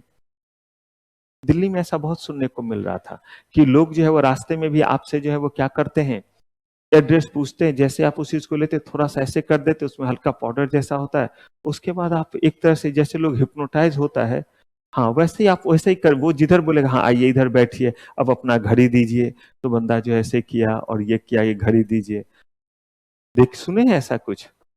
मैंने जो है वो ये आधे आंखों से देखा है। आधे मतलब पूरे और आधे के बीच का डिफरेंस। मैं अपनी बिटिया को लेने के लिए एक दिन गया हुआ था बस स्टैंड पे, मतलब जो स्टॉप बना हुआ है, मैं ही संजोग से गया था, किसी काम था, तो मैडम मैं था घर पे तो मैं चला गया था। वैसे ऐसा रेयर ही होता है कि मैं घर पे रहूं और उसका क्या रहे स्कूल, क्योंकि हमारी छुट्टी कम होती, स्कूल में ज्यादा छुट्टियां होती है। लेकिन कुछ था, मैं गया था। जब बच्चे को ये करके मतलब इंतजार कर ही रहा था, तो देख रहा हूँ कि एक लेडी आती है और वो एकदम जो है वो बिलख रही है और अपने सब आदमी को छोटे वाले फोन से फोन कर रही है। मतलब आज के समय में रेयरली वो फोन होता है, वो बटन वाला, और फोन करके बुला रही कि हमरा कुछ ना पता चला, हमरा कुछ ना बुझाया, हमसे जब बोलता गया हम देते चले गए, और एकदम बूढ़ी जैसी थी। तभी वो बता रही है सबको खड़ी होकर के, और बताई कि उस जगह पे, और वो जगह दिख रहा है और हम लोग देखे भी हैं कि वो है। उससे कोई कुछ पूछा और बोला आइए, और एकदम ट्रक के पीछे ले गया, ट्रक लगा हुआ था एक, और ट्रक के पीछे ले जा करके जो जो चीज बोलता गया वो सब उतार उतार करके दे दी, खोल खोल करके, अपने सारे ज्वेलरी वगैरह। तो ये बेसिकली, और ऐसा उसके बाद वास्तव में ऐसा बोला भी गया कि कुछ ऐसा केमिकल जैसा होता है जिससे जो है वो थोड़े आप ना डायल्यूजन में आ जाते हैं, जिसमें बोलते हैं कि आप पूरे तरह से होश में नहीं रहते हैं और आप वो चीज करते चले जाते हैं। ऑपरेशन से पहले एनेस्थेसिया दिया जाता है, ये तो मैंने भी फील किया है कि सही में उस समय जो है आपको लगता है कि आप जो बोल रहे हैं वो सामने वाला सुन रहा है, वो सिर्फ आप बोल रहे होते हैं, कोई और नहीं, और वो जो जो बोलेंगे वो आप करते चले जाइएगा और आपको याद भी नहीं रहेगा, हल्का हल्का याद रहेगा। अब आप आंख खोलिए, आंख खोल के उसको देखा भी, फिर भी नहीं, फिर आंख मेरा बंद हो गया, लेकिन मैंने खोल के उसको देखा था, वो ध्यान नहीं है। अच्छा चलिए अब एक बार जो है वो राइट हैंड उठाइए, ये कीजिए, ऐसे ऐसे करके फिर उसको वो आपको छोड़ देगा 4-5 घंटे की, उसके बाद ही आपको पूरे तरह से होश आएगा।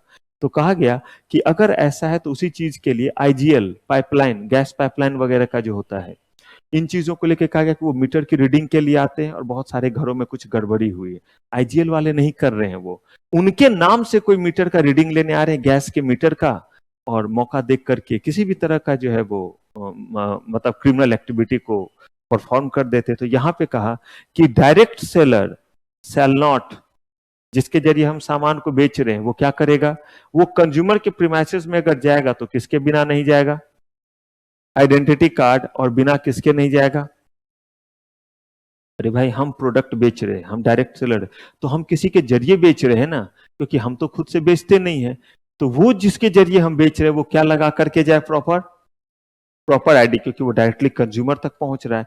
Provide any literature to product which shall not be approved by direct selling entity. Direct seller वो हुआ जो उस सामान को बेच रहा है, और डायरेक्ट सेलिंग एंटिटी कौन हुआ, जो अपने सामान को किसके जरिए बेच रहा है, जो अपने सामान को बेच रहा है डायरेक्ट सेलर के जरिए। दो पर्सन, एक हुआ डायरेक्ट सेलिंग एंटिटी, मैं अपने प्रोडक्ट के लिए कोई दुकान नहीं खोला हुआ, तो मैं क्या हुआ, डायरेक्ट सेलिंग, डायरेक्ट जो है मैं हो गया सेलिंग एंटिटी, ये मैं हो गया।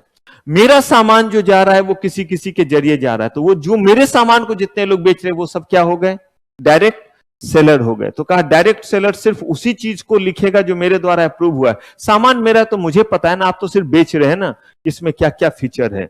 Required a prospect to purchase any literature और सेल डेमोन्स्ट्रेशन इक्विपमेंट। कह रहे हैं कि एक direct seller shall not required a prospect to purchase any literature और सेल्फ डेमोन्स्ट्रेशन इक्विपमेंट। ये नहीं कि इस चीज के बारे में बताने के लिए आपको ये चीज पढ़ना पड़ेगा जिसकी कीमत इतनी है। In pursuance of sale make any claim that is not inconsistent with the claim authorise by the direct selling entity. कह रहे हैं कि डायरेक्ट सेलिंग एंटिटी जो है वो जिसको आपको बोला है सेल करने के लिए, आप क्या करेंगे, उन्हीं लोगों को सेल करेंगे। अब इन दोनों का देखिए क्या है, इन दोनों का जो है वो ड्यूटी देखिए। Every direct selling entity and every direct seller shall ensure that कि टर्म्स कंडीशन क्या होने चाहिए, क्लियर होने चाहिए। Consumer to know exact nature of offer committed involve in placing order. The presentation used in direct selling shall not contain any product description, claim illustration or other element directly or implication is likely to mislead the consumer। Simple सी बात है, कोई भी ऐसा चीज नहीं बताएंगे जिससे कंज्यूमर क्या होंगे, मिसलीड होंगे। जो बात है वो बात आप बताइए, जिस चीज से भी रिलेटेड हो, रिटर्न से, पॉलिसी से या कलर फेड होने से, जो भी सामान दिए उस अकॉर्डिंग आपका जो भी चीज बताइए। ऐसा कि आपने कहा कि इसको कभी आयरन करने की जरूरत नहीं है, इसमें आयरन होता ही नहीं है और ये रिंकल फ्री दिखेगा। कहा गया कि ऐसी चीज मत कीजिए, अगर ऐसा करते तो ये किस दायरे में आएगा, अनफेयर ट्रेड प्रैक्टिस के दायरे में आएगा। The explanation and what demonstration of goods or services offered are accurate। जो भी बात आप बता रहे हैं वो क्या है, एक्यूरेट है। और particularly with regard to price, चाहे वो प्राइस को लेकर के हो, क्रेडिट कंडीशन को लेकर के हो, राइट टू रिटर्न को लेकर के हो, टर्म ऑफ गारंटी से रिलेटेड, जितनी भी बातें हैं वो क्या है, सही लिखा हुआ है।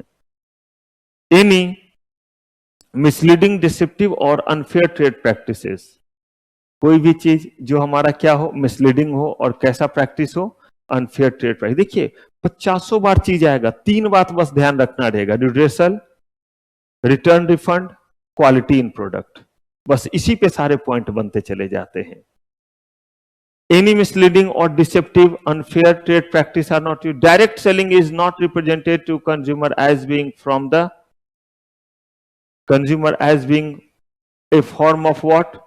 Market research। कह रहे direct selling is not represented to consumer, कि ये क्या है, मार्केट रिसर्च। देखिएगा डायरेक्ट सेलिंग का मतलब वो घर घर जाकर के बेच रहा है आपके सामान को, तो यही तो होता है आपके किसमें, मार्केटिंग रिसर्च में। कहा गया नहीं, मार्केटिंग रिसर्च में इंफॉर्मेशन कलेक्ट करने जाते हैं, सामान को बेचने नहीं जाते हैं।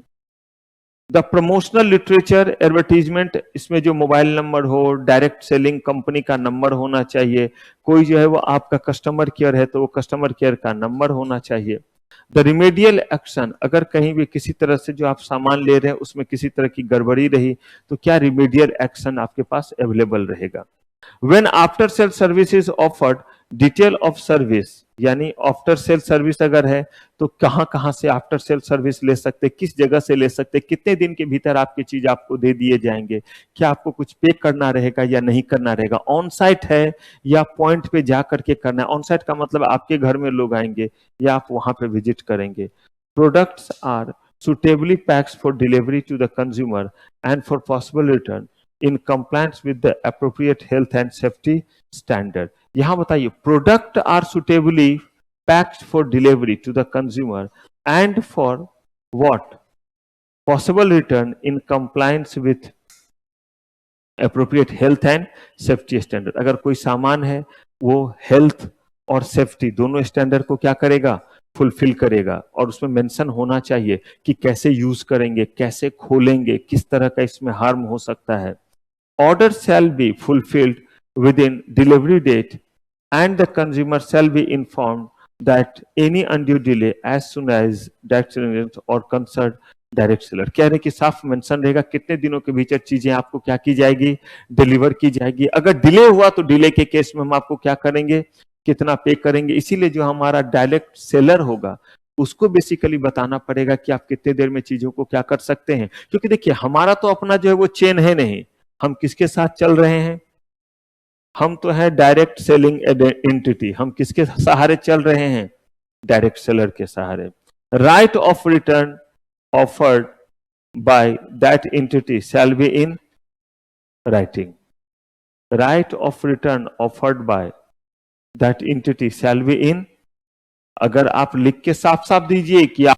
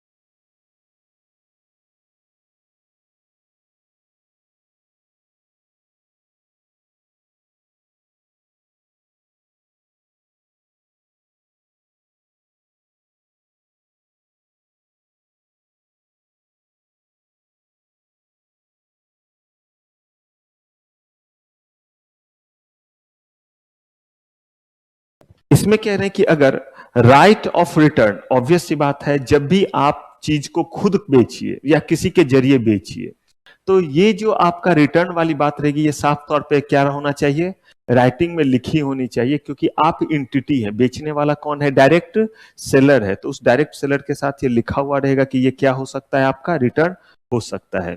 प्रोविजन ऑफ लीगल मेट्रोलॉजी, ये एक्ट में आपको पढ़ाऊंगा। लीगल मेट्रोलॉजी एक्ट बेसिकली उस चीज से रिलेटेड है जो सामान से होता है रिलेटेड, जिसमें नाप तौल की जाती है। कि जैसे अगर आप कोई सामान खरीदते हैं तो वजन से 1 kg दिया, तो 1 kg का मतलब कोई वजन है कि इतना होगा, तो उसे हम क्या बोलेंगे, 1 kg। अब उसमें 50 ग्राम कम है तो क्या हुआ, इसका मतलब 950। लेकिन हम कैसे समझेंगे कि 1 kg में इतना ही आता है, इसी चीज के लिए ये एक्ट बना हुआ है। और अगर कोई ऐसा करता है कि कम सामान देता है जितना है उस पे, तो उसके लिए यहाँ प्रोविजन दिया हुआ है, किस एक्ट में, लीगल मेट्रोलॉजी में। इसी में थोड़ा सा हम लोग पढ़ेंगे एसेंशियल कमोडिटी, क्योंकि एसेंशियल कमोडिटी पहले पूरा चैप्टर हुआ करता था, अब इन्होंने क्या किया है, लीगल मेट्रोलॉजी में ही थोड़ा सा चीज डाला हुआ है। तो यहाँ जो कह रहे वो है, the provision of legal metrology and rule frame there under shall be followed. इसका मतलब है कि भले हम डायरेक्ट सेलिंग कर रहे हैं, लेकिन जितना हम कह रहे हैं क्या होना चाहिए, सामान उतना ही होना चाहिए। भाई हम बेच रहे हैं, 1 kg का पैकेट बना करके दे रहे हैं, खुद नहीं बेच रहे, कौन बेच रहा है, डायरेक्ट सेलर। हम क्या है, डायरेक्ट सेलिंग एंटिटी, बेच कौन रहा है, हमारी अकाउंटेबिलिटी होगी। लीगल मेट्रोलॉजी एक्ट का अगर प्रोविजन कंप्लाई नहीं हो रहा है, क्योंकि पैकेट वो नहीं बना रहा है, पैकेट बना करके हम दे रहे हैं, वो तो सिर्फ क्या कर रहा है, अपने जगह से उस चीज को बेच रहा है। ए डायरेक्ट सेलिंग एंटिटी और डायरेक्ट सेलर शैल नॉट, क्या क्या कहा कि भाई कोई फ्रॉडुलेंट एक्टिविटी नहीं करेगा, और अच्छा रुकिए जरा, फ्रॉड, कोर्सियन, हरासमेंट, अनकंसाइनेबल और अनलॉफुल मीन्स, ये सब तो समझ में आएगा। मिसलीडिंग रिप्रेजेंटेशन मतलब झूठ बोल करके, फ्रॉड करके चीजों को नहीं देगा। लेकिन इसका क्या मतलब होता है, अच्छा ये हरासमेंट का क्या सेंस है, जानबूझ करके 50 बार एक ही घर में जा रहे हैं, कौन जा रहा है, एंटिटी या आदमी तो जाएगा ही, औरत भी हो सकता है। मतलब डायरेक्ट सेलिंग एंटिटी जाएगा या डायरेक्ट सेलर जाएगा, डायरेक्ट सेलर जाएगा। तो डायरेक्ट सेलर कह रहे हैं कि सामान को इतने बार उस जगह मत भिजवाइए कि सामने वाला बंदा क्या हो जाए, इरिटेट, कि हर दिन दोपहर में चले आते हो। ये सब चीज नहीं होना चाहिए, झूठ बोल करके सामान नहीं देंगे, जो चीज क्वालिटी नहीं है वो उसमें चीट नहीं करेंगे। लेकिन कोर्सियन क्या हुआ, हाँ वेरी गुड, कहां पे हमने ये पढ़ा था, कॉन्ट्रैक्ट एक्ट में हमने पढ़ा था, जहां पे हम फ्री कंसेंट की बात करते हैं कि आदमी का कंसेंट फ्री होना चाहिए। किसी को डरा धमका करके किया, अब आप गए हैं, घर घर जाकर के ही तो बेचना है, कार्ड लगाए हुए हैं, एकदम कार्ड लगा के जाना है आपको, नॉक नॉक, अपॉइंटमेंट लेकर के गए हैं, सब कुछ लेके गए, कार्ड दिखाया, सब दिखाया, बैठे, लेना तो पड़ेगा ही। तो ये क्या हो गया आपका coercion. Engage in any conduct that is what, misleading, चीज को मिसलीड कर रहा है। Indulge in mis selling of product और what, service to the consumer, झूठ बोल रहे हैं, जो सर्विस अब है नहीं अवेलेबल, जो आप दे रहे हैं, स्टेटमेंट ही आप गलत दे रहे हैं। यूज एनी फ्रॉडलेंट और what, unlawful means for promoting the direct selling business or for sale of goods or services, कुछ नहीं, फ्रॉडलेंट अनलॉफुल, मैंने क्या बोला आपको, 2-3 बात याद रखिए ना, गलत तरीके से चीज बेच रहे हैं, रिड्रेसल का फैसिलिटी आप देख लीजिए, प्रोडक्ट डिस्क्रिप्शन, जितने भी पॉइंट है इसी 3 से रिलेटेड होगा, प्रोडक्ट डिस्क्रिप्शन से रिलेटेड गड़बड़ी नहीं करेंगे, रिटर्न से रिलेटेड गड़बड़ी नहीं करेंगे, और आप रिड्रेसल के लिए जो है वो प्रॉपर मैनेजमेंट रखेंगे, बस उसी के पॉइंट को इंक्रीज डिक्रीज करते जाते हैं। Refuse to take back spurious goods, नकली गुड्स आप लेने से मना नहीं करेंगे, आपने हमें सामान दिया, पता चला सामान क्या निकला, नकली निकला, आपको वो लेना पड़ेगा। Change charge any entry fee और सब्सक्रिप्शन फी, बोला गया कि कोई भी इसमें क्या नहीं होगा, एंट्री फी और सब्सक्रिप्शन फी नहीं होगा, किस चीज में, कि आप हमारा सब्सक्रिप्शन ले लीजिए और हम आपको सामान देते रहेंगे, कुछ नहीं, आप क्या कीजिए, डायरेक्ट सेलर है, जाइए और सामान को बेचिए, सब्सक्रिप्शन की रिक्वायरमेंट नहीं है। Protection of action taken in good faith, कह रहे हैं कि नो सूट, प्रोसिक्यूशन और other legal proceeding shall be against the president. ये अब जो है हम इस दायरे से बाहर निकल गए और अब हम बात कर रहे हैं कि हमारे पास जो जो अथॉरिटी थे, उस अथॉरिटी के ऊपर जो है वो क्या कोई क्लेम फाइल हो सकता है। कौन सी अथॉरिटी, काउंसिल, और कौन सा, कमीशन और सेंट्रल अथॉरिटी, जिसमें जो है वो कह रहे हैं कि इन लोगों के ऊपर क्या कोई केस फाइल हो सकता है। यानी क्यों केस फाइल करना है, कहा इन्हीं के पास तुम रिलीफ के लिए गए थे, रिलीफ सही नहीं मिला, कहा ऐसे केस में नो सूट, प्रोसिक्यूशन और other legal proceeding shall lie against the president and member of district commission, state commission और national commission, commission and national commission, the chief commissioner. जल्दी बता दीजिए चीफ कमिश्नर किसमें होते हैं, कहां वाले को चीफ कमिश्नर बोलते थे,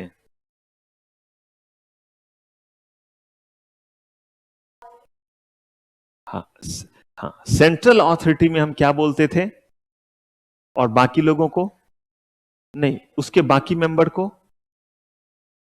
एडिशनल कमिश्नर क्या बोलते थे।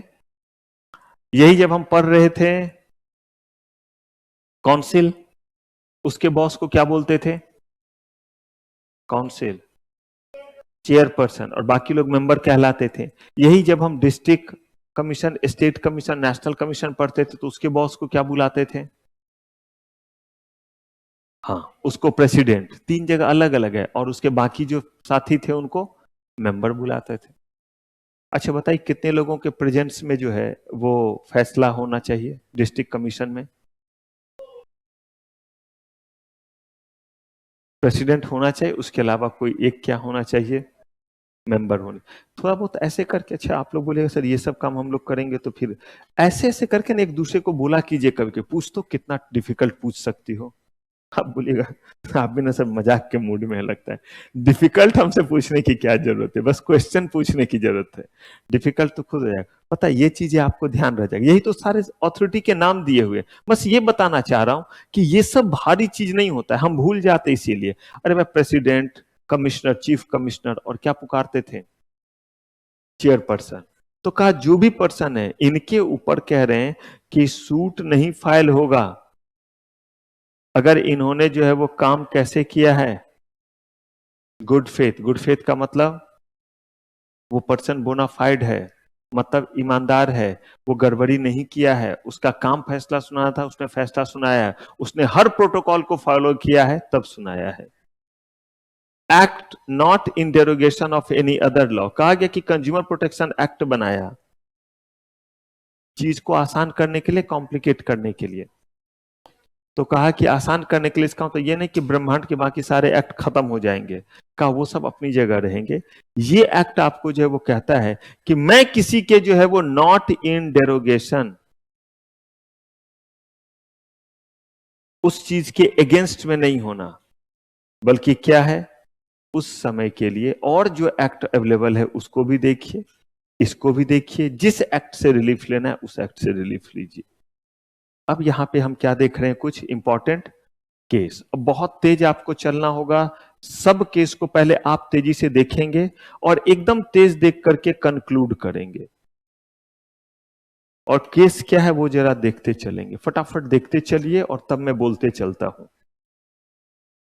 और आपको बताना रहेगा कि ये मसला है क्या।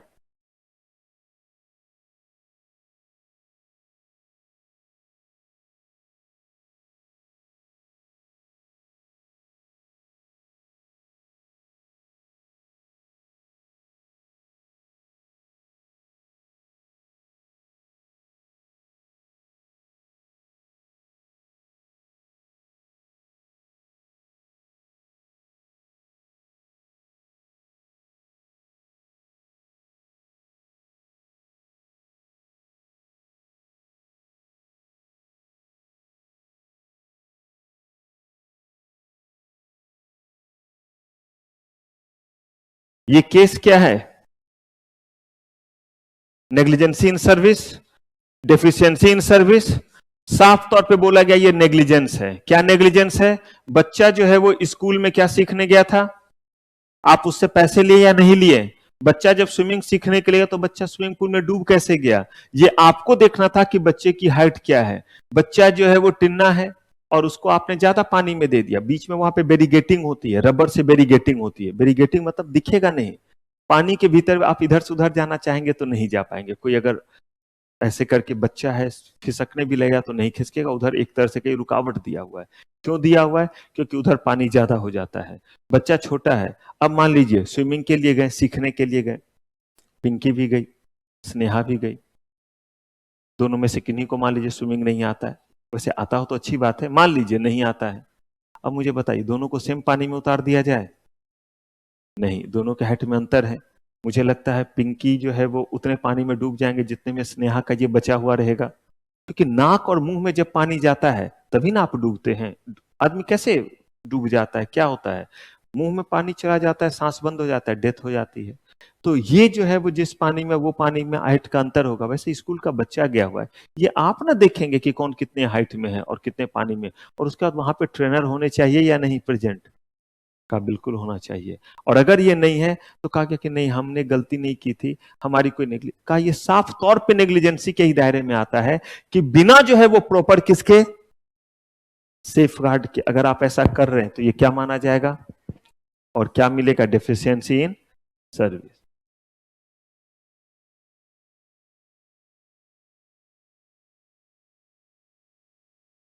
पहले आप पढ़िए तभी ना मैं बताऊंगा तो समझेंगे, तेजी से पढ़िए, नहीं तो फिर तो मैं प्रवचन की तरह बोल दूंगा तो मजा नहीं आएगा। केस लॉ खुद देखिएगा तभी सीख पाइएगा।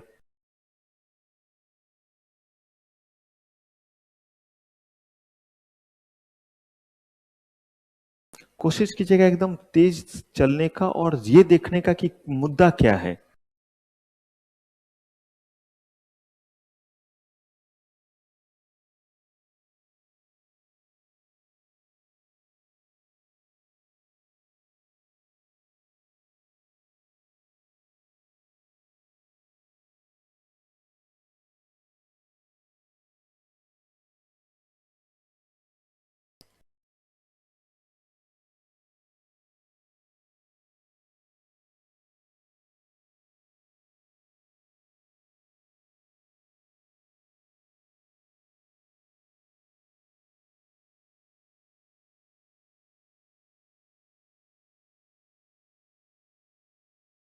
पता चला मुद्दा क्या है, मसला।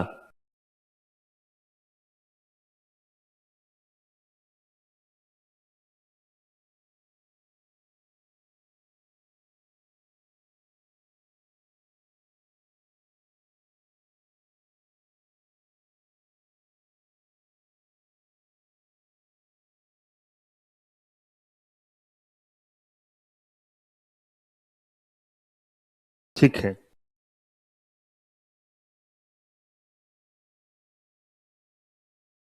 नहीं ये तो अब अमाउंट वगैरह को हम छोड़ते हैं। हमें तो ये चीज नहीं लिखना है, इसको जो सीखना है वो हमें कैसे सीखना है, किस पर्पज से कैसे सीखना है वो समझिए। हमें बस ये देखना है, ये डेफिशिएंसी इन सर्विस के केस में ये डालेंगे, अमाउंट मतलब नहीं है, अमाउंट नहीं लिखना था कि अब आप रिलेवेंट केस लॉ लिखेंगे तो उसमें ये सारा कुछ लिखते रहेंगे, ऐसे नहीं है। बस ये ध्यान रखना है कि मसला ये था कि एक पर्सन थे, वो प्लेन में चढ़ गए थे, सब कुछ हो गया था, प्लेन बंद हो गया था। तो जैसे ही प्लेन आपका क्या होता है, बंद होता है, वैसे सीढ़ी हटा ली जाती है उससे उतरने वाला। तभी अनाउंसमेंट हुआ कि भाई फलाना फलाना आदमी आपका ये चीज छूट गया है, आकर के ले जाए। और विंडो ओपन कर दिया और डोर ओपन कर दिया गया। डोर ओपन है इसका मतलब पहले प्रोटोकॉल है, पहले लेडर लगता है तब डोर ओपन होता है। डोर ओपन हुआ, उसने पैर रखा, वहां पे सीढ़ी वाला वो गाड़ी था ही नहीं, वो धपाक से नीचे गिरा, पैर हाथ टूटा, कहा गया ये डेफिशिएंसी इन सर्विस है और इसमें नेग्लिजेंस शामिल है। क्योंकि जब आप दरवाजा खोल रहे, इससे पहले वहां क्या लगना होना चाहिए। चलिए,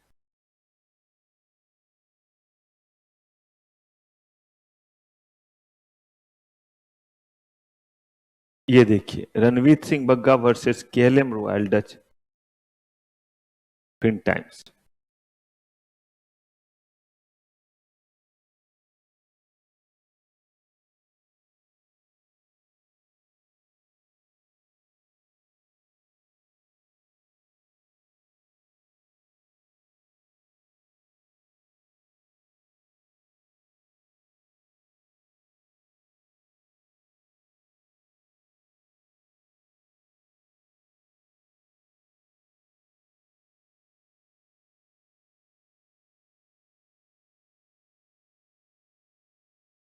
इसके फर्स्ट पेज में आपको नहीं पता चलेगा, किस पेज में आना पड़ेगा, मतलब फर्स्ट पेज का मतलब फैक्ट में आना पड़ेगा, तब आप जान पाइएगा।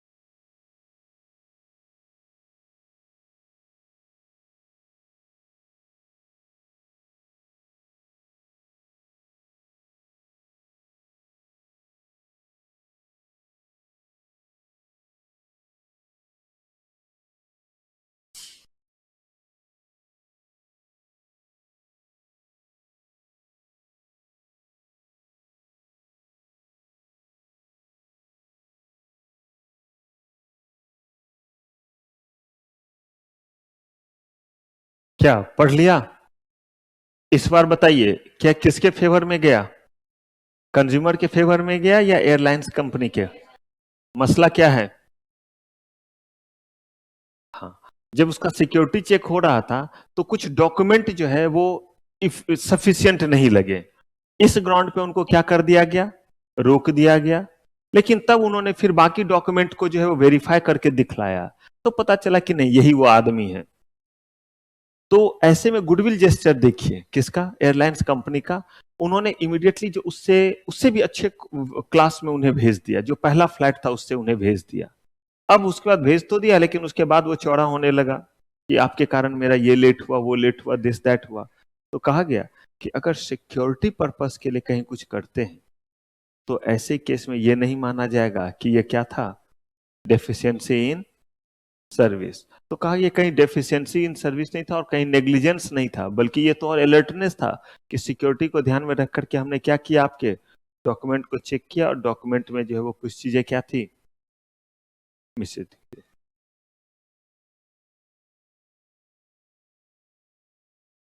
बहुत शानदार छोटा सा केस। डॉक्टर कैसा है? हाँ, लाइसेंस होम्योपैथी का इलाज किसका कर रहा है, मतलब किस चीज से इलाज कर रहा है, एलोपैथिक। बस मुझे ये बताइए, बस इतना ही केस है, अगर ये है तो ये नेग्लिजेंस हुआ या नहीं? कहे जितना बुद्धि उतने से काम कर रहा है, कर बुद्धि जाए तेल लेने, पहले आप क्या कर रहे हैं, लाइसेंस है आपको, नहीं तो ये हमेशा किस दायरे में आएगा, नेग्लिजेंस आएगा और आप उनसे क्लेम ले सकते हैं।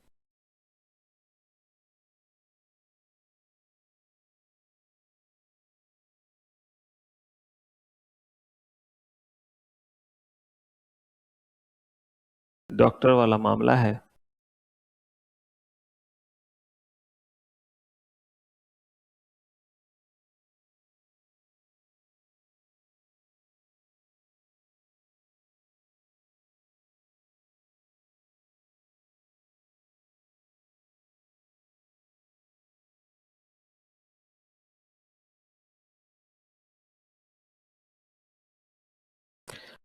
नेग्लिजेंस के केस में डॉक्टर के साथ कौन साबित करेगा? याद कीजिए, हमने पढ़ा था डॉक्टर प्रूफ करेगा कि वो नेग्लिजेंट नहीं है, या जो उसके ऊपर इल्जाम लगा रहा है वो साबित करेगा कि डॉक्टर नेग्लिजेंट है? यही चीज कह रहे हैं कि आप साबित कीजिए, आप एविडेंस दीजिए, आप बताइए। किस बात को बताइए? कि डॉक्टर ने प्रॉपर केयर। बता दीजिए भाई कि इस मेडिकल प्रोटोकॉल में क्या होना चाहिए था जो आपको लग रहा है कि डॉक्टर ने नहीं किया है।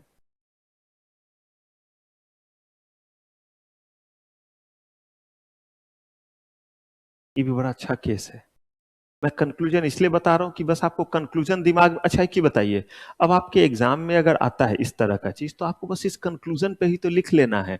अगर नाम रहा ठीक है, union of India versus Nathmal Hansaria, अगर याद रहा तो ठीक है, नहीं याद रहा तो इनरी यूनियन ऑफ इंडिया, वो भी नहीं याद रहा तो in a decided case it was held that bus fall from running train with passing through vegetable passage was held deficiency in service, और तब बाकी चीज को लिखेंगे। ये मामला क्या है ये पता है आपको? पूरा मामला चलती ट्रेन से नीचे गिरा कहां से?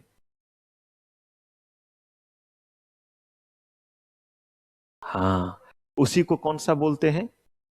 उसी को बोलते हैं वेस्टिबल पासेज बोलते हैं। क्या बोलते हैं?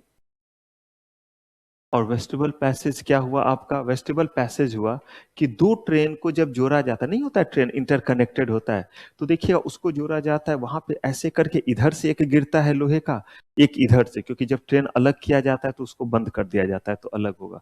और उसको बंद करने के लिए ऐसे बीच में दरवाजा रहता है, रात वगैरह में अगर कुछ करना रहा। अब ऐसे करके जो है वो गिरा हुआ है, वही वो पैसेज था। और वहां अगर कभी जाएगा बहुत जोर की आवाज आ रही हो, क्योंकि आप एक तो एसी कंपार्टमेंट से निकलते हैं, कंपार्टमेंट से पहले दरवाजा रहता है तो वो आवाज साउंड प्रूफ हो जाता है। उसके बाद के एरिया में वो खर खर खर खर खर खर खर खर ट्रेन जो चल रही होती है वो वहीं पे है। अब उसमें जो है वो कोई चलती ट्रेन पे आपने क्रॉस करने के लिए तो वो दिया है कि इधर से उधर कोई क्या कर सके, जा सके। ये आप नहीं बोलेंगे कि ट्रेन पे क्या मैराथन कर रहे थे, अपनी जगह पे बैठे रहते का? ये डिफेंस नहीं है। अगर आपने बॉगी को इंटरकनेक्ट किया, इसका मतलब हम एक बॉगी से दूसरे बॉगी जा सकते हैं। इस बॉगी वाले में जो है वो वॉशरूम नहीं है, या पानी नहीं है, या इंगेज है, तो हम क्या कर सकते हैं? दूसरे वाले में चले जाते हैं।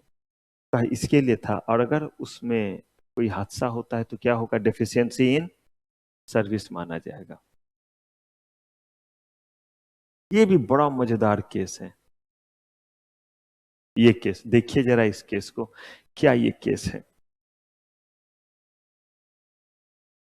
और जितने भी केस बता रहा हूं, पर्पस क्या है? याद रह जाए, ताकि अगर इससे रिलेटेड पूछे तो मान लीजिए नहीं याद रहेगा हमें, Jitendra Kumar versus oriental insurance company, लेकिन शायद हमें क्या याद रह जाए कि ऐसा कोई केस हमने पढ़ा था। मुझे एक चीज बताइए, स्कूल का नाम नहीं याद रहेगा जो भी हमने पढ़ा है, लेकिन इतना भी याद नहीं रहेगा कि स्विमिंग पूल का कोई केस हमने पढ़ा था। नहीं याद रहेगा तो चुल्लू भर पानी तो वो देते ही हैं एग्जामिनेशन सेंटर पे, ज्यादा भी देते हैं। हाँ, रेपुटेशन मीन्स किसी चीज को वापस लेना।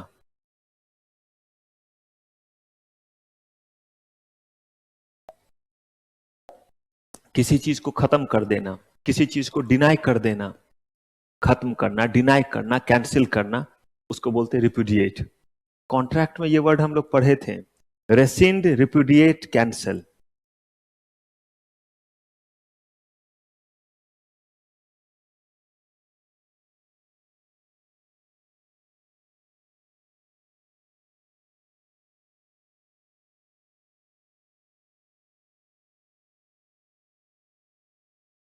पढ़ा?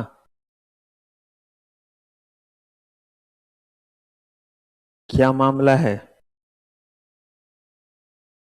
बताइए तो शिवानी, मसला क्या है?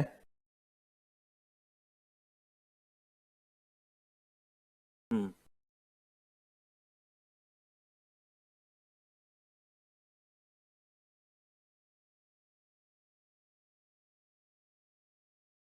अच्छा, चलिए देखते हैं। हाँ जी, पिंकी। यस सर नहीं, आंसर सर।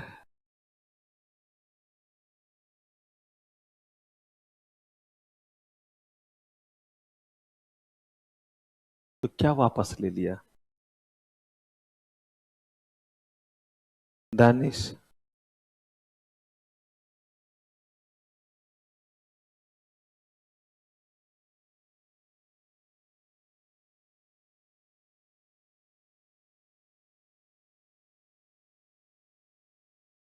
हाँ।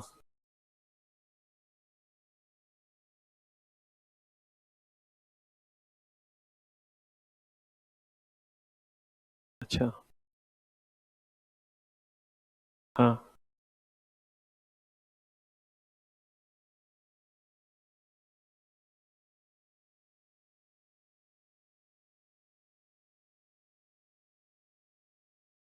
इंश्योरेंस नहीं मिल सकता या मिलेगा? मिलेगा। यही आप एक्सप्लेनेशन जो दे रहे हैं वो ठीक है, कंक्लूजन क्या कर रहे हैं? कंक्लूजन गलत। देखिए ये लाइव एग्जांपल आपका हो गया। कंक्लूजन गलत, एक्सप्लेनेशन क्या है? सही। अभी अभी जो दिया। तो ये बेसिकली क्या सिचुएशन है? एक पर्सन ने कार का इंश्योरेंस लिया। कार का इंश्योरेंस लिया तो कार में अगर किसी तरह का नुकसान होगा तो इंश्योरेंस कंपनी क्या करेगी? पे करेगी, इसीलिए प्रीमियम देते हैं। कार में आग लगा, और कार में जो आग लगा था उसका वजह यह था कि मैकेनिकल फॉल्ट था, मशीन में गड़बड़ी थी जिसके कारण हिट होकर के, ये होकर के, स्पार्क होकर के आग लग गया। इंश्योरेंस कंपनी को ये एक बहाना मिल गया कि ड्राइवर के पास उस समय वैलिड ड्राइविंग लाइसेंस नहीं था, शायद उसका ड्राइविंग लाइसेंस एक्सपायर हो गया था और उसने रिन्यू नहीं कराया था। ये मसला था। बोला कि चूंकि ड्राइवर के पास वैलिड ड्राइविंग लाइसेंस नहीं था इसलिए हम आपको इंश्योरेंस का क्लेम नहीं देंगे, क्योंकि जो बंदा गाड़ी को चला रहा था वो एज पर लॉ चलाने लायक कंडीशन में नहीं था। तो ये मामला कहां तक चला गया वो देखिए। और सुप्रीम कोर्ट ने बोला कि देखो प्यारे, अगर ड्राइवर के पास एक वैलिड ड्राइविंग लाइसेंस होता, जैसे ही मशीन में आग लगा, वो तो मैकेनिकल फॉल्ट से लगा, क्या वो ड्राइविंग लाइसेंस निकालता और ऐसे दिखाता और बुझ जाता? कहा नहीं। क्या इसके नेग्लिजेंस की वजह से हुआ था? क्या उसे चलाना नहीं आ रहा था तब जाकर के गाड़ी ठोक दिया कहीं? बोला बिल्कुल ही नहीं। गाड़ी चल रही थी, आग लगी, किसी चीज के टकराने से नहीं हुआ। तो बोला कि ड्राइवर के ऊपर जो चालान कटेगा वो तो दूसरे एक्ट में कटेगा, कि जो ट्रैफिक एक्ट हमारा है उसमें हम उसके ऊपर चालान काटेंगे, कि चालान एक्सपायर होने के बाद अगर आप गाड़ी चला रहे बिना रिन्यू किए हुए तो वो तो अलग मसला है। आप कौन होते हैं डिनाई करने वाले? क्योंकि आप अगर ऐसा कर रहे हैं तो ये डेफिशिएंसी इन क्या हो गया? सर्विस हो गया।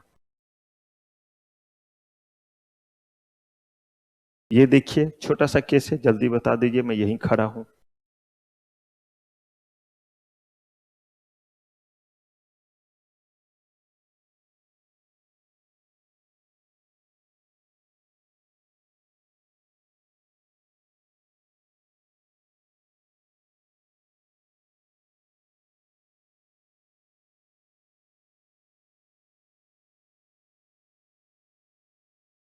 क्या केस है निकी?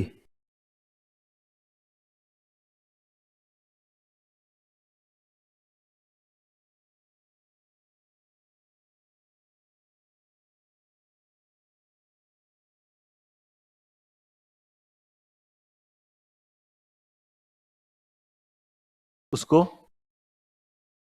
तो नहीं है रिस्पॉन्सिबल। कहा ये इसीलिए, बिल्कुल सही आप कह रहे हैं, प्रीमियम कलेक्ट करने के लिए एजेंट जाते हैं, लेकिन एलआईसी ने बोला हुआ है कि हमेशा चेक एलआईसी के नाम से देंगे। जो कलेक्ट करने जा रहा है उसके नाम से, उसने अपने नाम से लिया और उसको जो है कहीं और लगा दिया। लेकिन आपका इंश्योरेंस तो चालू ही नहीं हुआ। क्यों नहीं हुआ? अगर आप चेक से पेमेंट करते हैं तो it is subject to what? Realisation of cheque. और अगर ऑनलाइन भी कर रहे हैं तो जब उनके अकाउंट में आएगा तब होगा। तो कह रहे हैं कि यहां पे प्रीमियम जो उसने था दिया, लेकिन प्रीमियम जो दिया एजेंट को उसने शायद कैश में दिया जो उसने जमा नहीं किया। बताया हुआ है कि कैश में मत दीजिए, किसको? एजेंट को। या अगर चेक के जरिए दिया, लेकिन बताया हुआ था कि चेक किसके नाम से दीजिए? एलआईसी के नाम से, उसने एजेंट के नाम से दे दिया। एलआईसी है अकाउंटेबल? अरे भाई, एलआईसी के पास जब प्रीमियम आएगा तभी तो आपका अकाउंट क्या होगा, स्टार्ट होगा। अच्छा, एक चीज और, अगर मान लीजिए कि ये चीज वो एलआईसी के जो है वो ब्रांच में गया हुआ रहता, और तब उसने जो है वो पे किया रहता कैश में, तो तब वो कंज्यूमर के दायरे में होता, उसे जो है वो गाड़ी में आग लगने का क्या मिलता, कंपनसेशन। सॉरी, इसको जो है वो क्या मिलता, कंपनसेशन जो है वो मिलता, क्या करने के लिए, अगर जो है उस पर्सन की डेथ हो गई तो जो भी उसका क्लेम था वो देने के लिए। उस समय आप नहीं बोल सकते थे क्या, कि आपने जो है वो कैश डिपॉजिट क्यों किया एजेंट को, क्योंकि आपने कहा डिपॉजिट किया, एलआईसी ऑफिस में काउंटर पे किया, जहां पे कैश डिपॉजिट अलाउड है। लेकिन कैश में किसको देना अलाउड नहीं है, एजेंट को, जो आपके घर जाके कलेक्शन कर रहा है। अगर एलआईसी के नाम से चेक दिया था तो आपका राइट है, उस पर्सन के नाम से दिया तो नहीं है, यानी कि नेग्लिजेंस की कैटेगरी में, मतलब आप कंज्यूमर नहीं हुए, सीधी सी बात है।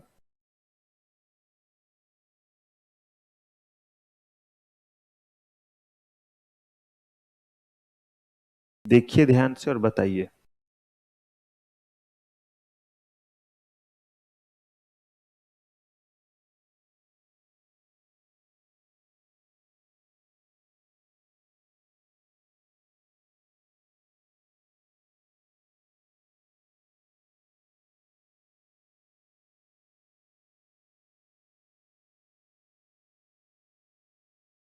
रिपुडिएटेड पहले भी बताया हूं, रेसिंड, रेपुडिएटेड, कैंसिल, विड्रॉवल, ये सब सिनोनिम्स है।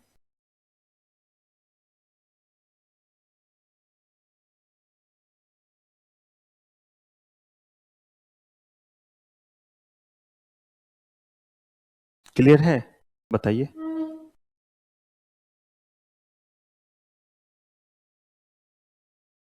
ठीक। हाँ। मीनवाइल कार का।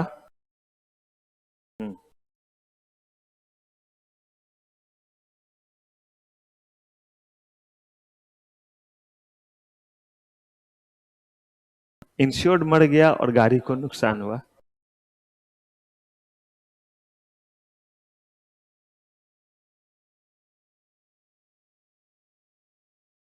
बिल्कुल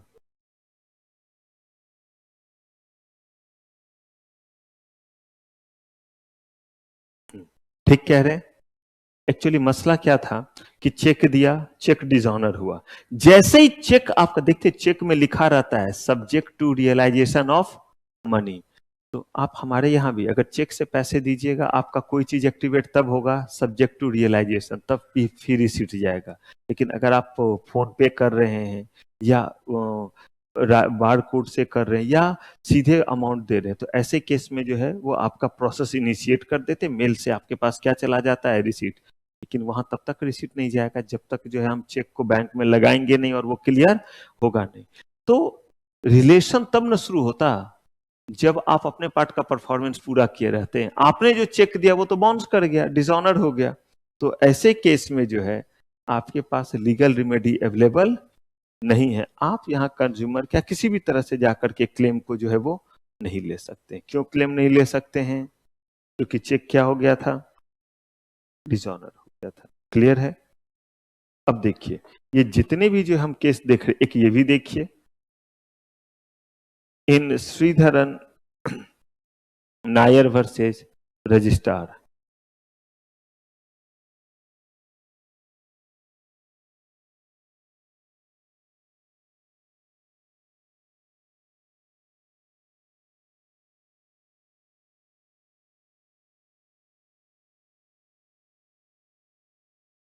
स्नेहा क्या केस है,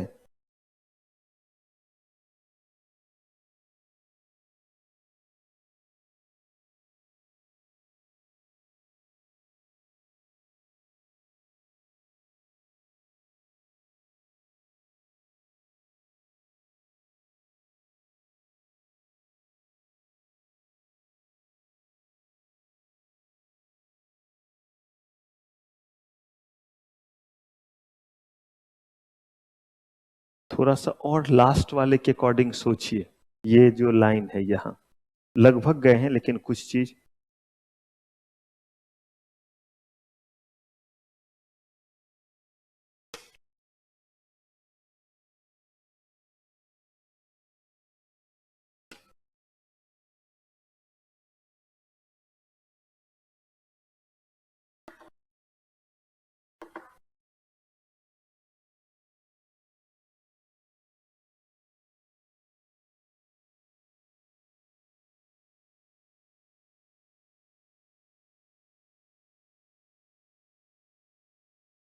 हाँ, उस समय तो कर रहा है, और बाद में जब हमने आपके बात को माना और सब कुछ करके जब हमने एग्जाम दे दिया, सब कुछ क्लियर हो गया, तब आप क्या बोलते हैं? वो हमारा एग्जाम नहीं था। तो नेशनल कमीशन ने साफ साफ बोला कि बॉस ये क्या है, और स्टूडेंट को कितने का कंपनसेशन दिया? 50,000 का कंपनसेशन दिया।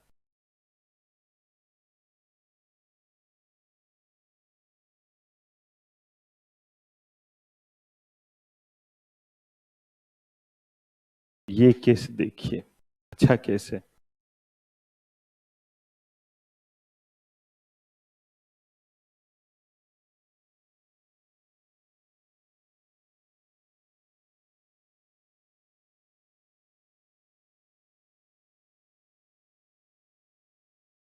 क्या है मसला, बताएंगे?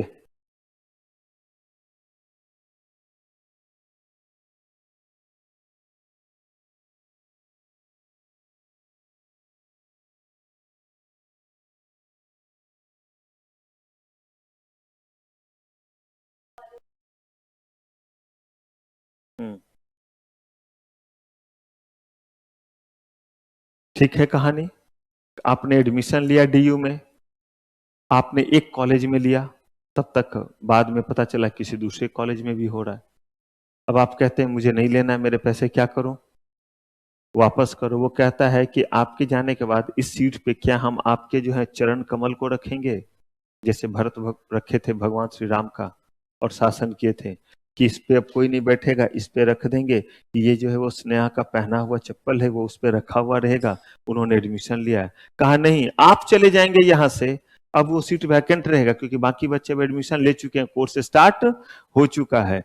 तो ऐसे केस में जो है वो क्या कह रहे हैं, कह रहे हैं कि हम आपका एडमिशन फी, ठीक है आप जाइए, आपको जो डिग्री जो जहां चाहिए हम सर्टिफिकेट वगैरह माइग्रेशन ये सब सब देंगे, लेकिन क्या नहीं वापस करेंगे? एडमिशन फी जो है वो वापस नहीं करेंगे। तो क्या डेफिशिएंसी इन सर्विस माना जाएगा? कहा नहीं। ये सारा कुछ था किसके बारे में? एक्ट। ध्यान रखिएगा, कुछ चैप्टर हमारे बड़े होते हैं, टाइम लगता है, कुछ चैप्टर ऐसा होता है, ऐसा भी रहेगा कि एक दिन में मल्टीपल चैप्टर खत्म हो गए। तो इसीलिए हम लोग बड़ा बड़ा पहले इसलिए लेते हैं कि थोड़ा सा कोर्स हमारा क्या लगे, और जो कनेक्टेड भी रहे, कनेक्टेड भी रहे, ये भी कंसर्न रहता है। याद रखिएगा, आपको मैंने कुछ पढ़ने के लिए दिया था, और क्या पढ़ने दिया था? इंटेलेक्चुअल प्रॉपर्टी राइट का। अब उसको जल्दी करिएगा, क्योंकि हम लोग कंपटीशन के बाद उसको पढ़ना शुरू करें, क्योंकि ये कर लेंगे तो हमारा लगभग 55-60 मार्क्स का कोर्स खत्म हो जाएगा, 60-65 का, क्योंकि 40 का तो पूरा आईपीएल ही है, जिसमें मुझे जो है वो लगभग 3 घंटे की क्लास चाहिए, यानी हो सकता है 2 क्लास या एक लंबी क्लास। और उसके बाद यहाँ पे कंपटीशन एक्ट। कंपटीशन एक्ट में ज्यादा टाइम क्यों नहीं लगता है? क्योंकि कंज्यूमर प्रोटेक्शन एक्ट में सारा बेस हमारा बन जाता है। बस थोड़े थोड़े पॉइंट को पढ़ते हैं, देखिएगा ना, पढ़ेंगे कि ये जब एक्ट हमने पढ़ा तो इस एक्ट में हमने क्या देखा कि कंज्यूमर के कैटेगरी में कौन नहीं आता है अगर रीसेल के लिए लिया तो। जरा सोचिए, इकोनॉमी को डेवलप करना चाहते हैं, और ऐसे में जो बिजनेसमैन है वो रॉ मटेरियल खरीदेंगे प्लास्टिक का चेयर बनाने के लिए, उनको जो है वो सामान गड़बड़ मिला, तो उनके लिए कहते हैं कि इस एक्ट में नहीं, कहाँ आना, आप कोर्ट में आना। कहा गया कि तब कैसे होगा? अरे जो बिजनेस कर रहे हैं, जो कमर्शियल प्रोडक्शन कर रहे हैं, उनको भी प्रोटेक्ट करने की जरूरत है ना? तो ऐसे केस में जो है वो इन्होंने नया जो है वो एक्ट इंट्रोड्यूस किया, जिसका नाम क्या था? कॉम्पिटिशन एक्ट, और उसमें कंज्यूमर के दायरे को बड़ा कर दिया। अगर आप दोनों के तहत कंज्यूमर, तो जिसमें रिलीफ लेना चाहे लीजिए। तो ये सब हम देखेंगे कि कैसे कंपटीशन एक्ट में, एमआरटीपी एक्ट में क्या ऐसा था जिसके कारण उसको हटा करके लाया, किसको? और कंज्यूमर प्रोटेक्शन एक्ट में कौन सी ऐसी कमी थी जो उस समय नहीं था कंज्यूमर प्रोटेक्शन एक्ट में, और उसको भी कहां डाल दिया? तो ये सब का जवाब मिलेगा आपको हमारे, यहां तक की चीजों को अच्छे से क्या कर लेंगे, रिवाइज कर लेंगे। फिलहाल आज की ग्रुप 2 की सेवा समाप्त। थैंक यू वेरी मच, आपका बहुत बहुत धन्यवाद। दोनों पेपर लाना है, दोनों। करते हैं, बात करते हैं।